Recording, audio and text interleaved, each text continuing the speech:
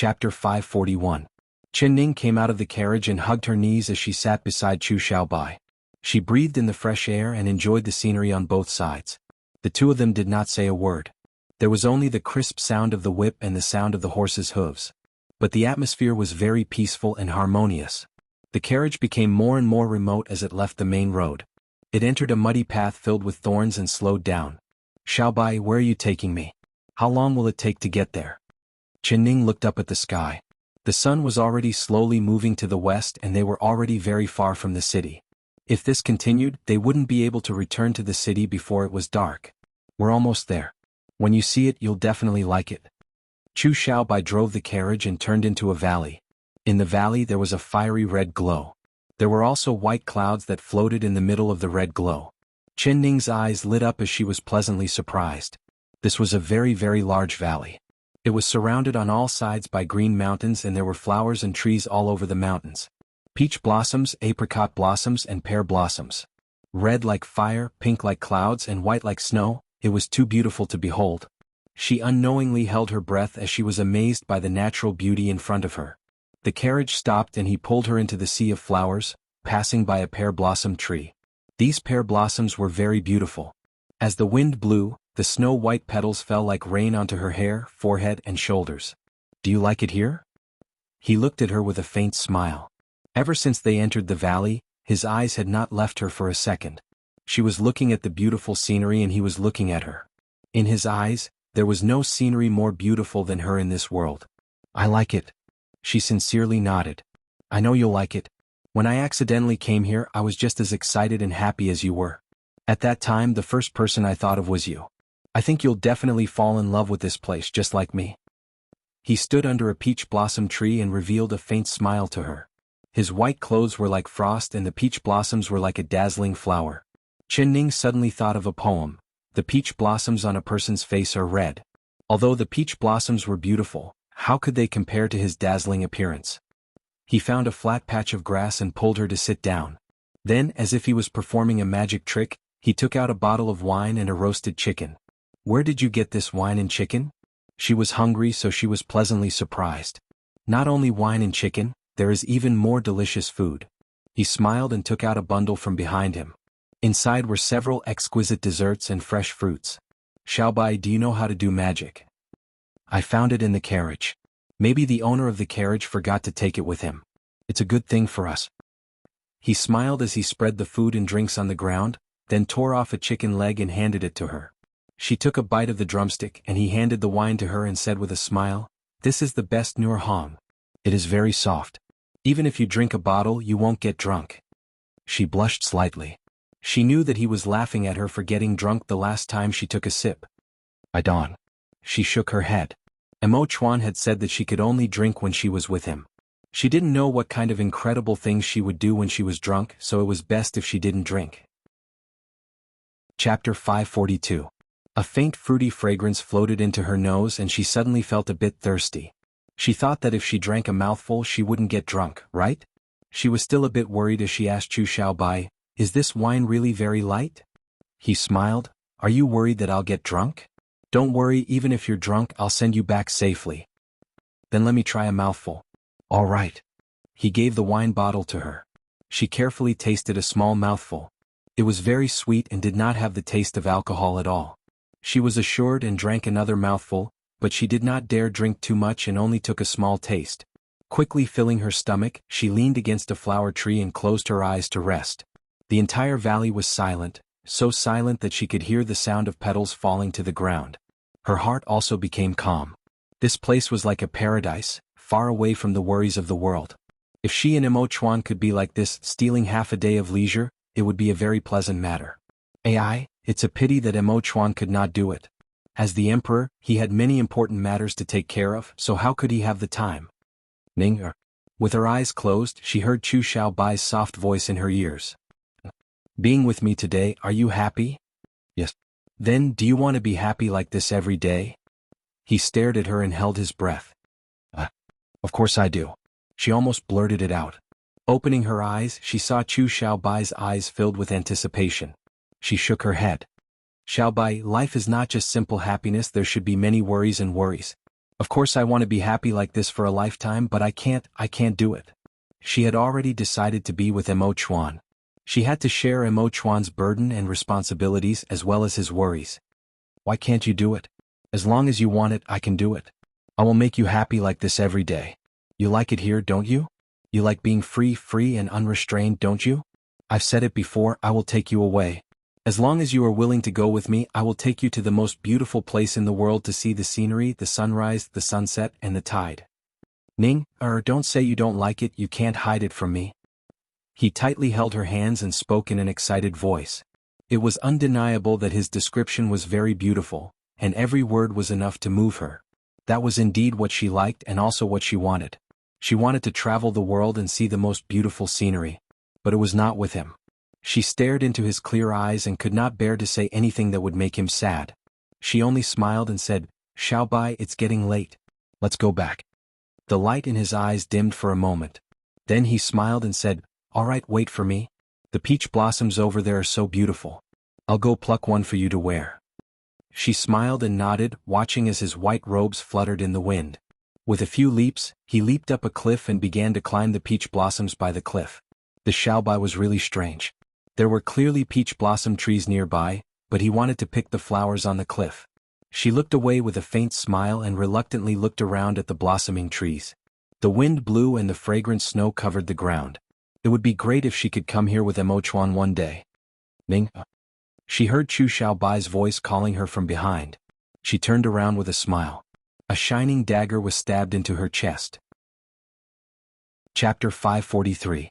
The tip of the sword was incomparably sharp, bringing with it a bone-chilling chill and a slight pain. She gently lowered her eyes and looked at the dagger that was stuck in her chest. Her gaze slowly moved and landed on the slender and beautiful fingers that held the dagger. It was Chu Xiaobai's hand. She slowly raised her eyes and looked at Chu Xiaobai across from her. He was still wearing a snow-white robe and his elegant face was incomparably handsome, without a speck of dust on it, but the dagger in his hand was covered in blood. Xiaobai, it was the Empress Dowager who sent you to kill me, right? She looked up and revealed a faint smile at him, looking very beautiful. Yes. Chu Xiaobai was also smiling, but his eyes revealed a look of pain. His hand was slightly trembling. I already guessed it would be like this and I have been waiting for this moment. I was just curious why you waited until now to make a move. She continued to speak with a faint smile. Her voice was soft and her eyes were calm without any fear. His hand trembled even more. Since you already guessed it, why did you come out with me? Because I wanted to know if you would make a move against me. She calmly said. Why aren't you afraid? Why aren't you screaming? Why aren't you crying for me to let you go? The smile on his face disappeared and he asked in a trembling voice. Why didn't you forcefully stab me? Why does your dagger only have a short sword tip? You know that you can't kill me like this. She did not answer and asked back, but the smile on her face did not diminish. Chu Xiaobai forcefully gritted his teeth. He suddenly threw the dagger in his hand and hugged her. He painfully said, you know that I can't do it. His body was trembling like a lost child. Qin Ning stroked his hair and gently said, Xiaobai, just kill me. I know that you have always been filial to the Empress Dowager and you have never disobeyed her orders. Dying under your hands is better than dying under someone else's hands. She picked up the dagger on the ground and placed it in his hand. No, I won't kill you. You know that I would rather kill myself than kill you. He threw the dagger far away. If you don't kill me, how will you report to the Empress Dowager? She gently asked. Chu Xiaobai gritted his teeth. He looked up and his eyes filled with determination. Ning, I will take you far away from the capital city, far away from West Chu. I will never take a single step into West Chu in my life. I don't know why royal grandmother can't tolerate you, but I won't let you die. I won't let. He bent down and picked her up, then walked towards the carriage. Ning, I've already arranged everything, I've already prepared this carriage. The road pass, jewelry, silver bills, clothes and medicine are all on the carriage. We'll change our clothes and disguise ourselves so no one will recognize us. In less than a month we can safely leave West Chu. The world is big and we can roam freely. Xiao, Qin Ning struggled in his chest. Xiao of me? Of Qin Ling he her, Qin that you Ling. She would rather die than leave. She didn't want to leave Emo Chuan. However, her struggles were getting weaker and weaker. Her hands and feet were getting softer and softer. Stars danced in front of her as if the entire valley was flying in front of her eyes. Chapter 544. Chu Xiaobai's footsteps did not stop at all as he carried her all the way to the carriage. He had specially prepared a soft couch for her that was very thick and soft. He put her down on the couch and covered her with the brocade quilt. Then he carefully tidied up the hair on her temples. She bit her lips hard to maintain a trace of consciousness and didn't let herself fall asleep. "What medicine did you give me?"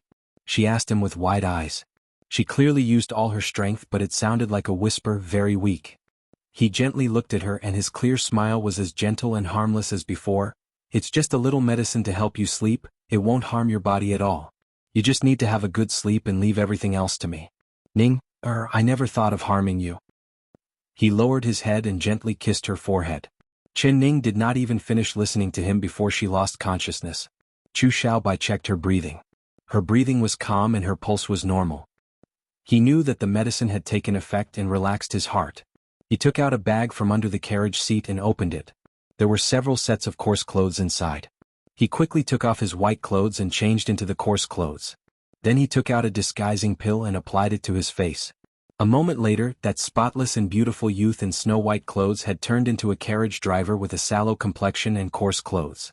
He believed that even if Chen Ning woke up, she wouldn't be able to recognize him. He gave a satisfied smile and jumped onto the carriage, driving it out of the valley. He had to leave this place before the sky darkened. He had to take her as far away as possible before the Emperor and the Empress Dowager sent people over. Only when the carriage left the valley, he saw a gray figure appear on the road in front of him and his heart sank. That gray figure was not a bystander, it was Zhui Feng. Damn. Didn't he poke this fellow's acupuncture point? Why would he appear here? Chu Xiaoyang looked down and forcefully swung the horse whip. In a rough voice he said, "Excuse me." Zhui Feng looked over him a few times before moving to the side. Very good, this fellow really did not recognize him. Chu Xiaobai was very confident in his disguising skills. He drove the carriage and passed by Zhui Feng. He deliberately pretended to be clumsy like a country bumpkin that did not know martial arts. At the same time, he was secretly glad that he had spent a lot of effort on this carriage. It looked like a normal carriage from the outside, but the inside was different. The carriage left the mountain road and returned to the official road. Chu Xiaobai finally looked back and did not see Zhui Feng's figure. He couldn't help letting out a sigh of relief and revealing a faint smile on his face. He turned back and raised his whip to slap the horse's butt. Then he smiled and said to himself, "Zhui Feng, Zhui Feng, you are unparalleled in the world, but didn't you fall for my trick?" Thinking that he had fooling Zhui Feng's eyes, his heart filled with pride. "Your Highness King Jingyan, aren't you looking down on this subordinate too much?" A faint voice filled with ridicule came from behind him. "Chu Zhuwei." Zhi Yang's hand holding not Chu's hand. Zhui Feng was sitting on the roof of the carriage with his legs dangling in front of the door. His black leather boots were covered in mud as he swayed back and forth. When did this fellow get on the carriage? He actually did not notice it at all. Chapter 545. This subordinate should be asking King Jingyan this. "What does your highness want to do? You've disguised yourself as a peddler, could it be you want to act like an actor and scare the emperor?" Zhui Feng narrowed his eyes and said with a smile. "What this king wants to do has nothing to do with you. Zhui Feng, leave for this king. This subordinate is under the emperor's orders to protect the princess, so wherever the princess goes, this subordinate will go." Chu Xiaobai stopped his horse. He only wanted to bring Chen Ning away. He did not want his beloved girl to be haunted by Zhui Feng, this large candle. She no longer needs your protection. He silently looked at Zhui Feng. "Your highness means?" Zhui Feng's eyes turned. "She's dead." Chu Xiaobai said word for word. "What?" Zhui Feng was shocked. He jumped off the carriage and landed beside Chu Xiaobai. He was first stunned and then he shook his head in disbelief. "Your highness shouldn't lie to this subordinate. This subordinate is not a 3-year-old child. Do you think this king is lying to you?" Chu Xiaobai put down the horse whip and walked in front of the carriage, opening the curtain. "See for yourself." Zhui Feng looked into the carriage with a doubtful expression. Chen Ning was lying on the soft couch with a face as white as snow and hair as black as clouds. Her eyes were closed and there was a blanket covering her, looking like she was asleep. He revealed a smile. "Your Highness, do you think this subordinate can't tell the difference between a dead and a living person? The princess is clearly sleeping." The rest of his words were stuck in his throat, and his eyes widened in shock. because Chu Xiaobai had walked over and slowly pulled open the blanket covering her. A shining dagger was deeply inserted into her chest. She was wearing a light blue robe with a peach blossom blossoming on her chest, looking very shocking. No, impossible. She. Princess. This subordinate. Zhui Feng was so shocked that he was speechless. Now, do you still think this king is lying to you? This. Chu Xiaobai's face was very calm, but his eyes were filled with pain. He slowly kneeled down in front of the bed and caressed that snow-white face without a trace of blood. This was the Empress Dowager's order. This king didn't dare to disobey. I personally killed her, but she didn't feel any pain when she died. She was smiling because she never thought that this king would kill her. His finger landed on the corner of her lips. Her lips curled up slightly with a trace of a tranquil smile. Your Highness, don't you like her a lot? Zhui Feng said in a hoarse voice. How could you have the heart to kill your beloved girl with your own hands? Yes, I like her and I still like her. But the Empress Dowager wants her dead, so rather than letting others kill her, it would be better for me to do it myself. This way she won't die in pain. Chu Xiaobai softly said. But Zhui Feng could hear that his calm voice contained a lot of pain. He looked at Chu Xiaobai with a look of sympathy. Wind, she doesn't need your protection now, so you should go. Chu Xiaobai suddenly looked up and his pair of red eyes coldly looked at Zhui Feng. Yes. Zhui Feng said in a low voice. He turned around and took 2 steps, but he couldn't help turning back. Your Highness, what about you? Aren't you going back to the capital? The princess has already. You should let her rest in peace. Chapter 546. This king promised her that I would take her to see the beautiful scenery of the world. Now no one can stop me and no one can take her away from me. I will stay by her side and always be by her side. His voice gradually became lower and 2 large teardrops fell from his chin, rolling down his clothes and falling into the dust. Zhui Feng's heart was filled with bitterness, not knowing what this feeling was. He looked at Chu Xiaobai's idiotic eyes staring at her and felt like he was an extra person here. With a low sigh, he walked out of the carriage and jumped off. When he was prepared to leave, he suddenly heard Chu Xiaobai call him. Zhui Feng. He stopped and turned around. A round thing fell into his chest, and when he looked at it, he found it was an egg. You've chased me all the way, so you must be hungry. Take it with you on the road. Chu Xiaobai's voice came from the carriage. There was a trace of sobbing in his voice. Zhui Feng's heart warmed up and he was very moved. Many thanks, Your Highness. There's another one here, I'll give it to you as well. Another round egg was tossed into his arms. Zhui Feng was filled with gratitude. Your Highness, this subordinate. Quickly leave, this king does not want anyone to disturb her peace. The further you go the better. Zhui Feng did not dare stay any longer. He placed the 2 eggs into his chest and used his qinggong to fly in the direction of the capital city. His heart was incomparably heavy. He had not completed the task his master had given him and had personally witnessed such a moving scene. He never would have thought that the always calm King Jing'an would be such an emotional person. He actually wanted to take his princess body to travel the world and see all the beautiful sceneries. But the princess was already dead, what could she see? Wasn't King Jing'an crazy? Moved. But what made him even more moved was that His Highness was this sad, thinking that he had not eaten yet. He had given him 2 hot eggs.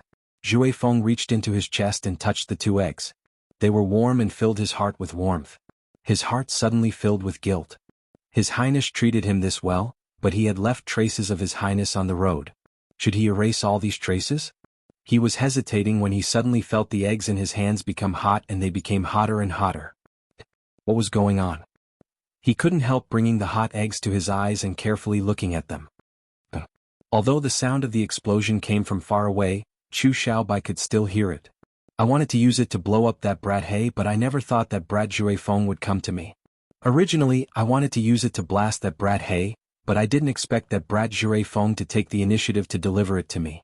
If I don't let him have a taste of this thunderbolt egg, it would be too unfair to him. He turned around and helped Chen Ning put her hair that had been messed up by the wind to the back of her head. Then he took out the dagger that was stuck in her chest and pulled up the blanket for her. This extended and retracted dagger is really good at scaring people. Fortunately, I was prepared in advance, so I was able to fool that kid Wind Chaser. I think he must have been blown up beyond recognition with only skin and hair left, right? Hey, wanting to fight with me, Chu Xiaobai, this brat is still too tender. He came out of the carriage and picked up the horse whip again. He quickly drove the carriage away. Chapter 547. His face was covered in ash and his hair was curled up, standing up straight. There were several large holes in his clothes, revealing his skin. His eyes were red and tears kept falling down. Chu Xiaobai, you're truly ruthless. Zhui Feng gritted his teeth as he looked at the empty road. Although the 2 thunderbolt eggs did not injure him, his eyes had been burned by the gunpowder. His vision became blurry and he could no longer follow. He was in a dilemma. He did not know if he should return to the palace to report to his master or wait for his eyes to recover before continuing to follow. At the same time, there was a doubt in his heart. Was the princess consort dead or alive?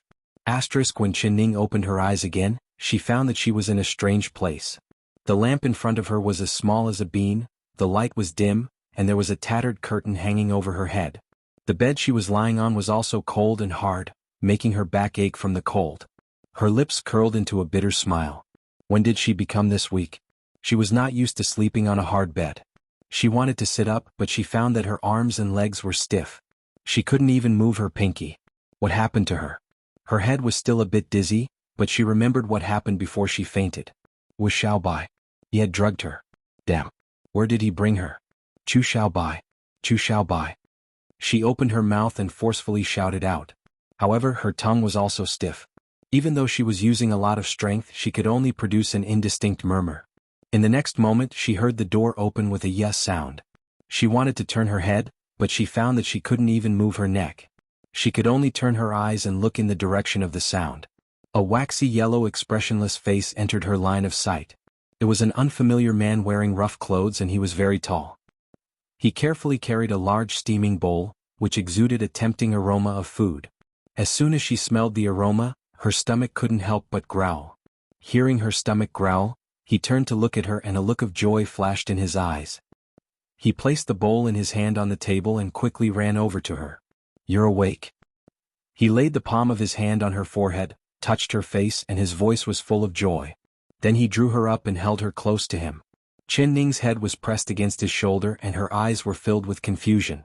She was clearly with Chu Xiaobai, so where did this man come from? That's right, she was dreaming, she had to be dreaming. If it wasn't a dream, then she had to be transmigrating again. It was just that she didn't know where she had transmigrated to this time, and what was the relationship between her current body and this strange man. She didn't know what she was thinking. That man released her and revealed a gentle smile to her as he asked, Ning, are you hungry? I've prepared something for you but I'm not sure if you'll like it. Ning. She blinked her eyes. The body that she had transmigrated into was also called Ning. Who are you? She moved her lips and spat out a few indistinct words. The man looked at her and an apologetic look flashed in his eyes. He stroked her face and said, I'm sorry, I forgot that the drug on you hasn't passed yet. You can't speak or move for now, but it doesn't matter, I'll feed you. Qin Ning found that although his face was unfamiliar, his eyes and voice were very familiar. She blinked her eyes and immediately recognized it. Chapter 548. Bastard Xiaobai. What did you do to me? What kind of drug did you give me? When will I be able to move? Where did you bring me? She opened her mouth and began to whimper. She wanted to question him, but she couldn't even hear the words that came out. Her eyes were wide open, looking at Chu Xiaobai like an angry little beast. He smiled and misunderstood her meaning. But are you hungry? Look at how wide your eyes are. All right, I'll feed you now.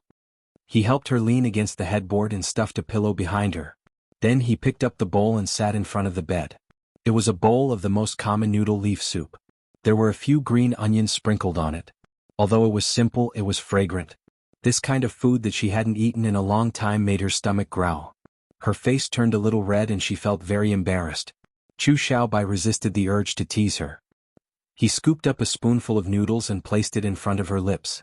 Eat, he said in a soft voice. She forcefully closed her lips and looked to the side. Not eating.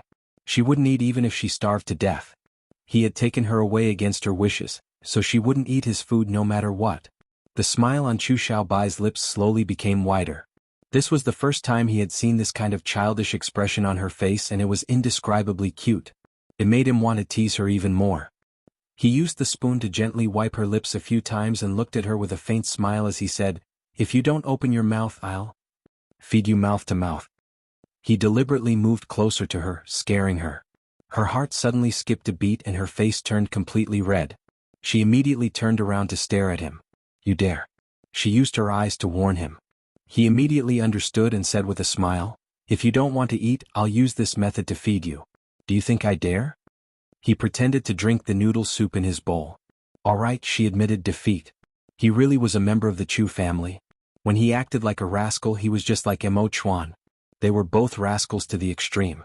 Chen Ning gritted her teeth and could only open her mouth to drink a spoonful of noodles. That warm and fragrant noodle slid into her stomach and she felt an indescribable comfort. Is it good? His eyes revealed a look of joy. Humph. Chen Ning closed her eyes and ignored him. Chu Xiaobai revealed a smile. He was not angry at all as he continued to feed her. It was just that he was used to being a prince. His daily life was always taken care of by others, so how could he serve others? After feeding her a few spoonfuls, he accidentally scooped too much. His wrist trembled and some of the broth spilled onto her body. I'm sorry. He was afraid that he would burn her, so he quickly wiped it away. She didn't know that he was in a panic, which made it easier for him to make mistakes. The bowl of soup in his hand tilted, and more than half of the soup spilled onto her lapel. He did not know what to do. Fortunately, the bowl of noodle soup wasn't too hot and didn't burn her. It was just that the wet and sticky noodle soup stuck to her body, making her very uncomfortable. Chin of tu of to shao chin of chin. I'll help you dry it immediately. Chu Xiaobai's forehead was covered in sweat as he used his sleeves to wipe the broth off her body. After wiping a few times, he felt that something was wrong. His face instantly turned red to the back of his ears and his heart began to beat very fast. Chapter 549. You're not allowed to look. If you keep looking, I'll dig out your eyes. Chen Ning's face was also completely red. Of course she knew what Chu Xiaobai was looking at. She was angry and embarrassed as she stared at him. It was a pity that Chu Xiaobai couldn't see it. His breathing became faster and faster. His palms became hot and his throat became dry. Chu Xiaobai. She used almost all the strength in her body before she finally opened her mouth and spat out 3 words filled with anger. Chu Xiaobai's body trembled and he instantly came back to his senses from his thoughts. His face was red as he forcefully closed his eyes and anxiously said, I won't look, I really won't look. Don't be angry, actually, I didn't see anything. Blanket cover me. Chen Ning forcefully spat out a few more words. Chu Xiaobai understood. He immediately pulled the blanket over and covered her body with it. Only then did he let out a sigh of relief and open his eyes. His face was very red and his heart was still beating fast. He lowered his head, not daring to look at her face. Chen Ning's face slowly calmed down. After all, she came from the modern era and did not care about the customs of the ancient women. For example, if a man that wasn't her husband touched her hand, she would have to chop it off. If a man saw her body, she would have to marry him. Antidote. She coldly said these 2 words. Chu Xiaobai looked up. His clear eyes were like a deer's, filled with innocence and apology. Ning I will take responsibility for you. Don't be angry, all right? Responsibility. Taking responsibility again. He didn't do anything to her, what responsibility was there to take? Chen Ning couldn't help rolling her eyes at him. These ancient men, they would take responsibility when they met a girl they liked. If he didn't like her, it would be strange if he took responsibility. Antidote. She said again. There is no antidote. Chu Xiaobai looked a bit hesitant. Seeing her angry eyes staring at him, he quickly explained, what I gave you is not poison, it will just make your body temporarily stiff. You will naturally recover after a while, otherwise how could you fool that fellow Jure Feng? His eyes are very sharp, he must think that you're dead right now. He will quickly bring this news back to the palace and make the Empress Dowager believe it. Ning, don't worry, you can't move right now. You just need to sleep a bit more and you'll be able to move when you wake up. He slowly helped her lie down. Thinking of her wet clothes, he knew that she must be feeling very uncomfortable, so he said in a soft voice, I'll help you change your clothes, all right? I won't open my eyes, I'll close my eyes and help you change. I'll help you change. Don't worry. I can't to look at you. Her ears buzzed and her mind was filled with the words Chu Xiaobai had just said. He had fed himself the fake death medicine to trick Jure Feng, making Jure Feng think he was dead. Then he sent the news to the royal palace, making Empress Dowager Zhou believe he was dead. He would give her the medicine to fake her death and trick Jure Feng, making him think she was dead. Then he would send the news to the palace and make Empress Dowager Zhou believe she was dead. Ning did not dare think about what Mo Chuan would do once he learned of this. Ning did not dare think about it. What would Mo Chuan do when he found out? Her mind was filled with Mo Chuan.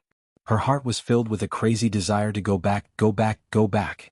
She came back to her senses and looked over. She found that her clothes had been taken off by Chu Xiaobai and he had his eyes closed, helping her take off her clothes. She came back to her senses and turned to look. She found that her clothes had been taken off by Chu Xiaobai and he was currently helping her take off her clothes with his eyes closed. Her heart was filled with fear. Chu Xiaobai. Chapter 550. He was actually taking advantage of her. Ning was so angry that she almost bled from biting her teeth.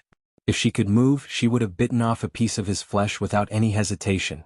It was because he believed that she would not harm him that she was confident enough to travel with him.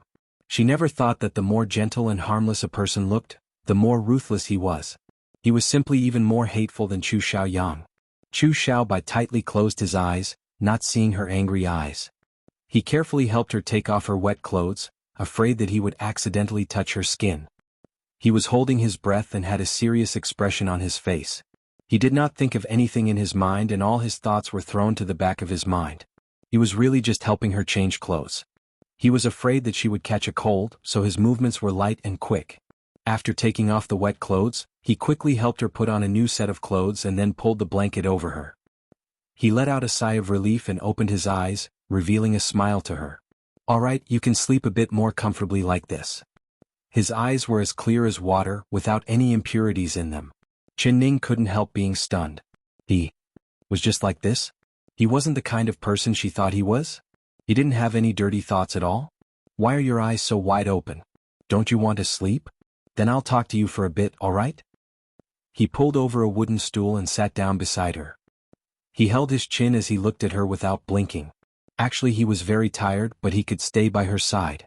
As long as he looked at her like this, he couldn't bear to close his eyes. Especially when he thought that from now on, she would always be by his side, inseparable from him. His heart swelled with joy, and every pore of his body was smiling. Xiaobai. She struggled to say these two words. She saw that his eyes were completely red and that he had smeared something on his face. His face was waxy yellow and she couldn't see his expression, but she knew that he must be very sleepy and tired. She originally hated and was angry with him, but seeing him like this, the resentment in her heart unconsciously dissipated. She knew that he had racked his brains to come up with such a plan for her. For her, he had abandoned his status as King Jing'an, abandoned his family, abandoned his homeland and prepared to take her to the ends of the world. For her, he had sacrificed everything he had. Did she hate him? She found that she could not hate him. But Mo Chuan. Thinking of Mo Chuan, her heart filled with pain. It was like a sharp knife was stabbing into her heart, making it hard for her to breathe. What do you want to say? Chu Xiaobai immediately looked down and gently looked at her. She moved her lips. Send me back. Her voice was as soft as a whisper. However, he heard it, understood it, because his expression immediately changed, becoming firm and decisive. He held her face with his hands and forcefully shook his head. No, Ning, I definitely won't send you back because Imperial Grandmother will take your life. I don't need for anything, I just want you to live. After he finished speaking, he slowly laid down beside her, his head resting on her arm, not moving an inch. After a while he began to snore evenly. Ning knew that he must have fallen asleep. That he fell. He actually fell asleep next to her. How could he sleep comfortably in such a position? Chapter 551. Xiaobai. She opened her mouth. She wanted to wake him up, but she didn't say anything after thinking about it. Forget it, he must have rushed back from another place and received Empress Dowager Zhou's order without even resting. Then he immediately rushed over to take her away. So he must be too tired. She would just let him sleep for a while without being disturbed. Ning closed her eyes, she also wanted to sleep for a while. But her mind was filled with Mo Chuan's figure. Her heart felt like it was on fire, so how could she sleep? Mo Chuan, Mo Chuan. Her eyes stared right at the curtains on the bed as she kept calling out Mo Chuan's name in her heart. If their hearts were connected, he would definitely be able to hear her heart calling out to him. If he heard it, he would know that she wasn't dead. If he knew that she wasn't dead, would he be able to find her? Ning's eyes slowly filled with a layer of moisture. She knew that he wouldn't be able to find her. Although Chu Xiaobai looked pure, as someone who grew up in the royal family, How could he be as pure and harmless as he looked? The truth was that not only was he smart, he was also very meticulous. He must have already prepared an escape route, making it so that no one would be able to find them. She slowly turned her eyes and looked around this strange and crude room. She knew that this was not an inn but rather a farmhouse. Chu Xiaobai was indeed very smart. He knew that staying in an inn in the city would be the easiest way to leave clues, so he found a farmhouse to stay in. He had changed his appearance and even she couldn't recognize him, so how could she expect others to recognize him? Emo Chuan. You have to come. You have to find me. Suddenly, her ears twitched as if she had heard a faint sound. There was a mouse? Following that, her eyes blurred and there was an extra person in the room. That person's back was facing the candlelight and in the dim light, she could only see that this person was wearing tight black clothes. His back was straight and his legs were slender as he walked step by step towards the bed. He did not make a single sound. If she didn't personally see it, she would not have heard the sound of that person's footsteps. Her heart was pounding nervously, and her eyes were wide open as she stared straight at that person. Was it Emo Chuan? Was he Emo Chuan? If he wasn't Emo Chuan, then who was he? Would he hurt Xiaobai? Chen Ning forcefully bit her lips, not knowing if she should wake Chu Xiaobai or not. Suddenly that person's face tilted slightly, and the dim candlelight shone on his face. That extremely familiar brows and eyes were like distant mountains and rivers, and his deep and serene eyes were like unmeltable ink. The rims of her eyes became hot, and tears immediately flowed out. He was Emo Chuan. He had finally found her. Emo Chuan raised his finger at her and made a gesture for her to keep quiet. She blinked to show that she understood and then held her breath. Chu Xiaobai was in a deep sleep, not noticing that there was another person in the room at all, nor did he hear Emo Chuan's footsteps. He was very tired and his mind was very relaxed. He never would have dreamed that Emo Chuan would find them this quickly. Emo Chuan suddenly made a move and gently tapped Chu Xiao Xian's point, and Xiaobai was. Chu Xiaobai was already in a deep sleep and adding in his acupuncture point ceiling, he would need at least 10 to 12 hours to wake up. Chapter 552. Emo Chuan had a complicated expression. Although he hated Chu Xiaobai for coming up with this stupid idea of taking Chen Ning away, he knew that this fellow was doing this for her good, so he didn't blame him. Adding in the fact that he and Chu Xiaobai were around the same age and were uncle and nephew, they were like brothers, so he couldn't bear to blame him. But thinking of how this fellow acted on his own and almost took away his beloved girl, he didn't want to let Chu Xiaobai off so easily. Thinking about it, he decided to let him have a good sleep. When he woke up and found that she was gone, he would be left to worry about. Ning, what's wrong? Are you injured? Emo Chuan quickly found that Chen Ning's body was stiff in his embrace, not moving at all. He thought that her acupuncture point had been poked, but when he checked her pulse it was normal. The medicine effect hasn't passed. Chen Ning's lips moved. He nodded. Let's leave this place first. He carried her as he pushed open the door. Under the moonlight, there was a gray figure standing in the yard. Seeing this person, Chen Ning was instantly shocked. Did this person just get struck by lightning? She blinked her eyes several times before recognizing him. This person who had been blown up beyond recognition was actually Jure Feng. His current appearance was very embarrassing and funny. It was not the respectful but arrogant appearance he had in front of her before. She turned her eyes and understood what had happened. She secretly laughed at Xiaobai for doing a good job. This fellow had taken advantage of Xiao Ru and couldn't wait to push the blame away, making her angry. She wanted to give him a few thunderbolt eggs to have a taste. The horse carriage that Chu Xiaobai had brought her was parked in the yard. Emo Chuan carried her into the carriage and Jue Feng also jumped in, sitting in the driver's seat. With a wave of his whip, the horse stepped into the moonlight, leaving the farmhouse and heading for the capital city. In the carriage there was only him and her. The sky was not bright yet, only the silver moonlight shined through the window, creating a faint white veil over their bodies. He stared deeply into her eyes. Those eyes almost melted her, making her face turn red and her heart beat faster. Not long ago she was filled with despair. She thought that she would never see him again, but she never thought that in the blink of an eye, he would appear in front of her. She almost suspected that she was dreaming. A sweet and intoxicating feeling filled her eyes. She also looked at him in a daze, unwilling to close her eyes. What if this was a dream and she suddenly woke up? Ning, I knew I would find you. Now I have finally found you. He hugged her tightly in his arms, hugging her so tightly that she couldn't breathe. She pressed her face against his chest and listened to his heart beating fast and forcefully in his chest. Her eyes became moist. This was the world she wanted. The world she wanted was not to roam around the world, but to be in his embrace. If she didn't like Mo Chuan, if she was still the same as before, then without a doubt, everything Chu Xiaobai described would be what she wanted, but the situation was different now.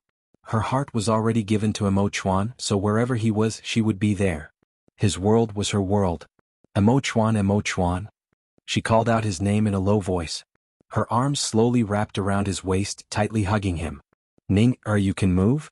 His body slightly trembled as he was filled with surprise and joy. Chapter 553. Mo Chuan, how did you find me? She looked up at him from his embrace. Although her tongue was still a bit numb, she could already speak clearly. Her hands and feet were soft, but they were still a bit stiff. With Zhui Feng here, no matter where you go, I can find you. Even if you run to the ends of the earth, I will definitely find you. He said in a soft voice, but it was filled with power. It was like a vow that made her heart heat up. But I'm afraid you'll think I'm dead. I'm afraid you won't come to find me, she said in a low voice. Her nose felt sour as she buried her face in his chest. Silly girl, you won't die. I understand Xiaobai better than you, he definitely won't harm you. So, I know that he must have taken you away, so I chased you through the night. He stroked her black hair and said with a faint smile. Although his voice was calm, she did not know that when he first heard this news, it was like a bolt out of the blue, completely shocking him. At that time, the royal palace was holding a banquet to entertain the East Qin envoys. The banquet was filled with laughter and the atmosphere was solemn and warm. Empress Dowager Zhou also rarely attended the banquet. She was smiling at him the entire time, sitting beside him and lovingly patting his hand from time to time. At this time he received a secret report from the secret guards and his expression suddenly changed.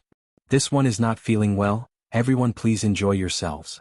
After he said this, he left the banquet without any hesitation. He did not see Empress Dowager Zhou's ugly expression and shock at all. Emperor, stop. Empress Dowager Zhou snapped from behind him. But he turned a deaf ear to her. This was probably the first time he had disobeyed Empress Dowager Zhou's orders. He quickly changed out of his golden dragon robe and quickly rode out of the capital city, following the trail Zhui Feng left behind. Although he believed that Chu Xiaobai would not harm her, when he heard the news of her death, his heart shattered. No one knew how much pain he felt. There was only one thought in his mind at that time, which was to find her. He had to find her no matter what. He had to see her alive, he had to see her dead. He did not dare think about it. He knew that she wasn't dead, she definitely wasn't dead. Now he could finally hug her again. Feeling her soft and fragrant body in his embrace, the joy of regaining what he had lost flooded him. His heart was filled with warmth and satisfaction. As long as he had her, he could give up anything. The two of them tightly hugged each other. There had never been a moment where their hearts were this close. Zhui Feng stopped the carriage. The carriage came to a stop. Mo Chuan jumped off the carriage and caught her. He held her hand and walked up the hill to the side. A forest of pear blossoms bloomed on the hillside. The pear blossoms bloomed beautifully under the moonlight. Mo Chuan, where are we going? Zhui, Mo, and Zhui. Mo Chuan. Under a blooming tree, she leaned against it and raised her head to look at him. The starlight in the sky gathered in her eyes, and her gaze was intoxicated. Under the moonlight, his exquisite side profile was flawless. He slowly lowered his head and leaned forward to kiss her lips. Under the moonlight, his face. Under the same, and he. Chapter 554. This scene, it was as beautiful as a painting. Zhui Feng, who was waiting at the foot of the mountain, glanced over and couldn't help being stunned. He had never understood love, and he had never understood entanglement. But at this moment he felt a stirring sensation in his heart. His stone-like heart also began to stir. If he could hug a girl like this under the moonlight in the flower forest, what kind of intoxicating taste would that be? He couldn't help letting his imagination run wild. Cuckoo, he seemed to be thinking too much. His face turned red as he looked away. His pupils suddenly shrank as he looked not far away in a daze. There was a tall and slender pine tree there. Under the tree there was a person standing motionlessly. His clothes were as white as frost. The wind blew the corner of his robe, making it look like a white butterfly. It was very eye-catching in the night. That was Chu Xiaobai. When he appeared and when he chased after them, Zhui Feng did not notice it at all. Zhui Feng suddenly broke out in a cold sweat. He looked at Chu Xiaobai and his lips moved, but he found that Chu Xiaobai was not looking at him at all. His eyes were looking at the two people tightly hugging and kissing under the tree on the hillside. The two of them had their eyes closed and were immersed in each other's aura, forgetting themselves. The moonlight was like a white veil, adding a faint silver to their beautiful faces. Chu Xiaobai silently watched. He did not know how long he watched for, but he saw the two people tightly hugging each other finally separate. He saw him raise his hand to caress her rosy lips and softly say 3 words. "You are really sweet." The voice was soft and it was far away, but Chu Xiaobai could hear it, and he could hear it very clearly. Then he saw her smile. Her smile was very beautiful under the moonlight. She stood on her tiptoes and wrapped her arms around his neck. He thought she was going to kiss him, but she unexpectedly bit his ear. His face turned slightly red and he pretended to scare her. Her laughter rang out like a silver bell. Chu Xiaobai's eyes unknowingly became covered in a layer of mist. He was tightly holding a wooden snow lotus hairpin that he had personally carved for her. This hairpin had always been in her hair. But she didn't even know when she had lost it. His heart was filled with mixed feelings and his chest was filled with pain. There was a fire burning inside, burning his entire body and burning him to the point of suffocating. He understood everything. But it seemed like he understood it a bit too late.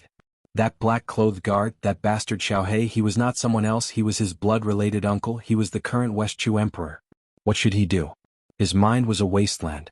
Weeds were growing, wildfires were burning, until he felt a dull pain in his palm. He lowered his head and discovered that his palm had become a bloody mess. That coarse wooden hairpin had hurt his hand. Was it painful?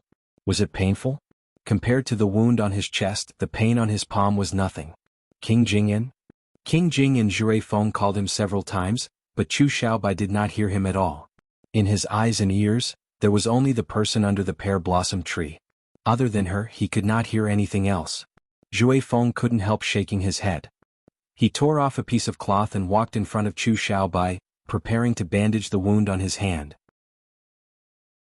Chapter 555.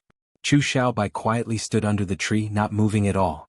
If it wasn't for him smelling the faint scent of blood in the air, he would not have noticed that Chu Xiaobai was injured.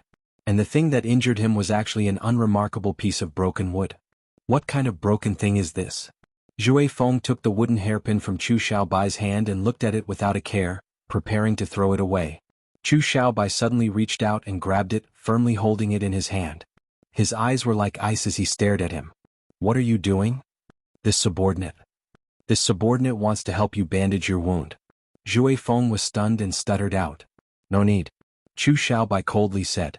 After he said this word, he looked away and stared at the person in the flower forest in a daze. Zhui Feng was truly worried for him. He felt that if King Jingyan wasn't crazy, then he was a fool. If it was him, seeing his beloved girl being intimate with another man, he would not have been able to endure it. He would have already charged forward and asked if he wanted to kill him or her. But what about King Jingyan? He was clearly feeling very uncomfortable, but he did not leave. He just stared at her like this. Wasn't he just looking to be abused? Zhui Feng began to feel uncomfortable for him. Although he was loyal to Mo Chuan, he had formed a deep brotherhood with Chu Xiaobai over the years. Especially after the two of them went through life and death together a few days ago. Seeing Chu Xiaobai like this, he couldn't bear it. "King Jingyan, King Jingyan?" He called out to him again. Chu Xiaobai still did not hear him. This was because he saw that the two people under the flower tree were no longer smiling. They were deeply looking at each other. Chu Xiaobai had never seen this kind of focus in her eyes, this kind of deep affection. She was using this kind of deep and focused gaze to look at the man in front of her. It turned out that when a person loved another deeply, her eyes would betray her heart. He had used this kind of gaze to look at her before, but she had never used this kind of gaze to look at him before. Chu Xiaobai's heart slowly turned to ice. Zhui Feng, who was standing beside him, suddenly gave a shiver, feeling an inexplicable chill. He shrank his neck and muttered, "Where did the wind come from?" Turning around, he looked at Chu Xiaobai. Although the other side was not moving, the more he was like this, the more uncomfortable he felt for Chu Xiaobai. "King Jingyan, stop looking. The wind is strong here, let's go." "I'm not leaving." Against his expectations, Chu Xiaobai actually spoke. Zhui Feng was stunned and then said, "King Jingyan, please forgive this subordinate for advising you. Staying here will only make you feel uncomfortable. Is there a need to do this? There are plenty of fish in this world, why do you have to be like this? There are plenty of flowers in this world, why do you have to be so attached?" Chu Xiaobai's eyes were still on Chen Ning's face. not looking away at all. His voice was very calm and his eyes were as clear as usual. I'm not uncomfortable, I'm very happy. Who would he be moving? Shit. The moonlight was like silver as it shined through the pine branches. He could clearly see the faint tears in Chu Xiaobai's eyes. ZZZ, you're already crying but you still say you're not feeling bad and are very happy. Do you think Zhui Feng is blind? He crying of happy? Chapter 556. The sound of the wind blowing through the trees let out a sobbing sound. I've always been worried that she wouldn't be happy, so I wanted to give all of this to her. Now that I see that she has it all, what else can I ask for? Although the one who makes her happy isn't me, it doesn't matter. As long as she's happy, it's fine. Chu Xiaobai suddenly spoke. His voice was very soft, like he was telling Zhui Feng or himself. Zhui Feng couldn't help digging his ears. He carefully observed Chu Xiaobai's expression and asked, "You're not angry, not jealous, and not angry?" He did not see any of these expressions on Chu Xiaobai's face. This was not normal. Chu Xiaobai revealed a faint smile. I like her but I don't want to have her. If she isn't happy with me, I will be sad. I hope to see her smile more often. As for who she likes, that is not important. As long as she's happy, it's fine. He revealed a bright smile, saying words from the bottom of his heart. There was a kind of love that was as silent as a mountain, not asking for anything in return. He didn't understand it before, but now he understood. He loved her and she didn't love him, he really didn't care. He would treat her the same as before, placing her in the deepest and most important place in his heart to love her. Zhui Feng was stunned. He shook his head and felt like he was confused by Chu Xiaobai. He could not understand Chu Xiaobai's thoughts. If his beloved girl was with another man, he would take her back no matter what. He did not want to be as useless as King Jing'an. Don't tell them I came. Chu Xiaobai took a deep breath and looked at her under the moonlight again. Her brows were filled with a smile and he had never seen her this beautiful before. It was like the most beautiful pear flower blooming under the moonlight. Although her smile was not for him, he had deeply engraved this beautiful smile in his mind, never forgetting it. Turning around, his clothes fluttered as he left. He only left behind a single sentence. What he took away was the snow lotus hairpin that he had personally carved for her. Only when he turned around, a drop of crystal clear tear fell from the corner of his eye. It slid down his clothes and fell to the ground. Mo Chuan suddenly left, abandoning all the guests. Empress Dowager Zhou felt that this matter was not good. In fact, she had received the news before Mo Chuan did. When she found out that her greatest trouble had been taken care of, she let out a long sigh of relief and came to the banquet tonight in high spirits. Although she thought of Chen Ning's talent, she felt a bit of regret in her heart. She felt that it was a bit unfair to this girl. But who told her to provoke the emperor out of everyone? She would order people to give her a grand funeral, which would be the best compensation for her. At the banquet she was very kind to Mo Chuan. She hoped that Mo Chuan would learn this news as late as possible. She also hoped that after her son learned of this, he wouldn't do anything too ridiculous. She never thought that the news she tried so hard to hide would still reach Mo Chuan's ears. She knew that there was only one reason why the emperor would abandon everything and leave the royal palace. The emperor out a sigh and said, of. She stayed behind with a smile on her face, comforting the ministers and the East Qin envoy. She was graceful and her words were appropriate, fully displaying the dignity and grace of an empress dowager. But after the banquet, before she even arrived at the peaceful life palace, the smile on her face disappeared. Her lips turned into a line and her face turned livid. Where's the emperor? Chapter 557. Su Jin had never seen Empress Dowager Zhou with such a serious expression before and her heart was filled with anxiety. She did not know about Empress Dowager Zhou's orders, but she could faintly feel that something big was about to happen. He left the city? Humph, so what if he arrives? It's already too late. It's fine, it's better if he sees it with his own eyes. Empress Dowager Zhou stared at the palace in the distance for a while before finally looking away. She rubbed her aching forehead and decided to go back to the palace to sleep first. Su Jin did not understand Empress Dowager Zhou's words. She helped Empress Dowager Zhou sleep, kneeling by the bed and massaging Empress Dowager Zhou's forehead. Empress Dowager Zhou tossed and turned for most of the night. When the sun was about to rise, she finally fell asleep in a daze. Su Jin quietly stood up and rubbed her numb knees. Then she quietly left Empress Dowager Zhou's room. She had been tired for a day and night, so she prepared to return to her room to sleep. But when she left the room, she suddenly saw two more people in the yard and she almost screamed out in fright. Emperor, Emperor! Princess Consort, why are you here? She calmed herself down and recognized them, covering her mouth as she spoke in a small voice. You can leave. Emo Chuan held Chen Ning's hand. He did not look at Su Jin and just stared at Empress Dowager Zhou's window. It was dark inside, so Empress Dowager Zhou should already be asleep. Su Jin did not dare stay. She bowed to him and silently returned to her room. Emo Chuan, the Empress Dowager is already asleep. How about we leave first and don't disturb the Empress Dowager's sleep? Chen Ning bit her lips and her expression was a bit uneasy. After he brought her back to the capital, he immediately entered the palace and rushed to the Peaceful Life Palace. Even she did not understand what he wanted to do or what he wanted. Was he here to ask why Empress Dowager Zhou gave the order to kill her? But she understood Empress Dowager Zhou and understood a mother's love for her son, so she did not blame Empress Dowager Zhou. She did not want the mother and son to fall out because of her. No, I'm not leaving. I want to wait here for mother to wake up. Emo Chuan held her hand with a firm gaze. Then he faced Empress Dowager Zhou's room and kneeled down. His back was straight. Although he was kneeling, he gave off a feeling of being a mountain. Emo Chuan, what are you doing? Emo Chuan remained silent. He had already made up his mind that he had to be with her no matter what. She was someone he doted on the most, he couldn't even bear to harm a single finger of hers, but Empress Dowager Zhou actually ordered people to take her life? Therefore, he must let his mother know that his people were not to be touched. Chen Ning looked at his expression without blinking. She understood his thoughts and gently and firmly knelt down beside him. Ning, this is not related to Bai. Ning. Dowager Dao Ning looked at Jean. You disobeyed the Empress Dowager for me. How can you say it has nothing to do with me?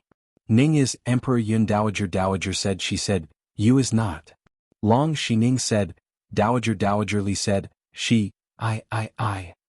Dao Shi I. Ning. Yun, A. Chapter 558. Her lips were soft and cool, but it instantly ignited a flame in his body. He worked hard to control the flames in his body as he gently kissed her lips, not daring to go any deeper. He opened his eyes and stared at her beautiful face. Her long eyelashes were thick and curled up, gently trembling. Because of his kiss, her breathing became hurried and a faint layer of shyness appeared on her face. At this time the sky was bright. The eunuchs and maids of the Peaceful Life Palace had already gotten up and were cleaning the courtyard. There was the sound of footsteps coming from all around. Someone was coming. Chen Ning's face turned red and she wanted to push him away, but he grabbed her chin without letting go. His hand was tightly wrapped around her waist as he slightly lowered his head and moved his lips over hers. God, did their eyes go bad? Was she dreaming? There were sounds of cold breaths being sucked in from all around. When the eunuchs and maids saw this scene in the courtyard, their jaws fell and their eyes fell to the ground. They all knew Chen Ning, knowing that she was King Dingyuan's princess and that she had lived in the Empress Dowager's palace for a few days. They all knew the emperor. But what did they see? The emperor was actually publicly intimate with King Dingyuan's princess? Each one of them received a 10,000 critical hit. But very quickly they realized that they had seen something they shouldn't have seen. This was a matter of losing their heads. The maids and eunuchs all looked down, not daring to breathe too loudly. It was like their butts were on fire as they disappeared in the blink of an eye. Empress Dowager Zhou was a light sleeper. She took a nap and slightly opened her eyes. Seeing the white light from the window, she knew that it was morning. She thought of her troublesome son. After all, mother and son were connected, so she couldn't sleep anymore. Someone come. She called out, preparing to call someone in to help her wash up. She wanted to see if the emperor had returned or not. Who would have thought that when she called out twice, the courtyard outside would still be silent, without a single movement? Empress Dowager Zhou couldn't help feeling angry. Were all the people serving her dead? She came down from the bed and opened the window. When she was prepared to call out, her body suddenly trembled and she almost couldn't stand straight. She quickly held onto the window frame. Under the early morning sunlight, there were two figures kneeling in the courtyard in front of her door. The man's black hair was covered in a layer of golden light. He had his head lowered and was wholeheartedly kissing the girl in his embrace. Empress Dowager Zhou couldn't help rubbing her eyes. When she was sure that she wasn't dreaming, she was instantly filled with rage. This. They were simply provoking her on purpose, demonstrating their strength. No wonder she couldn't summon any palace maids to serve her.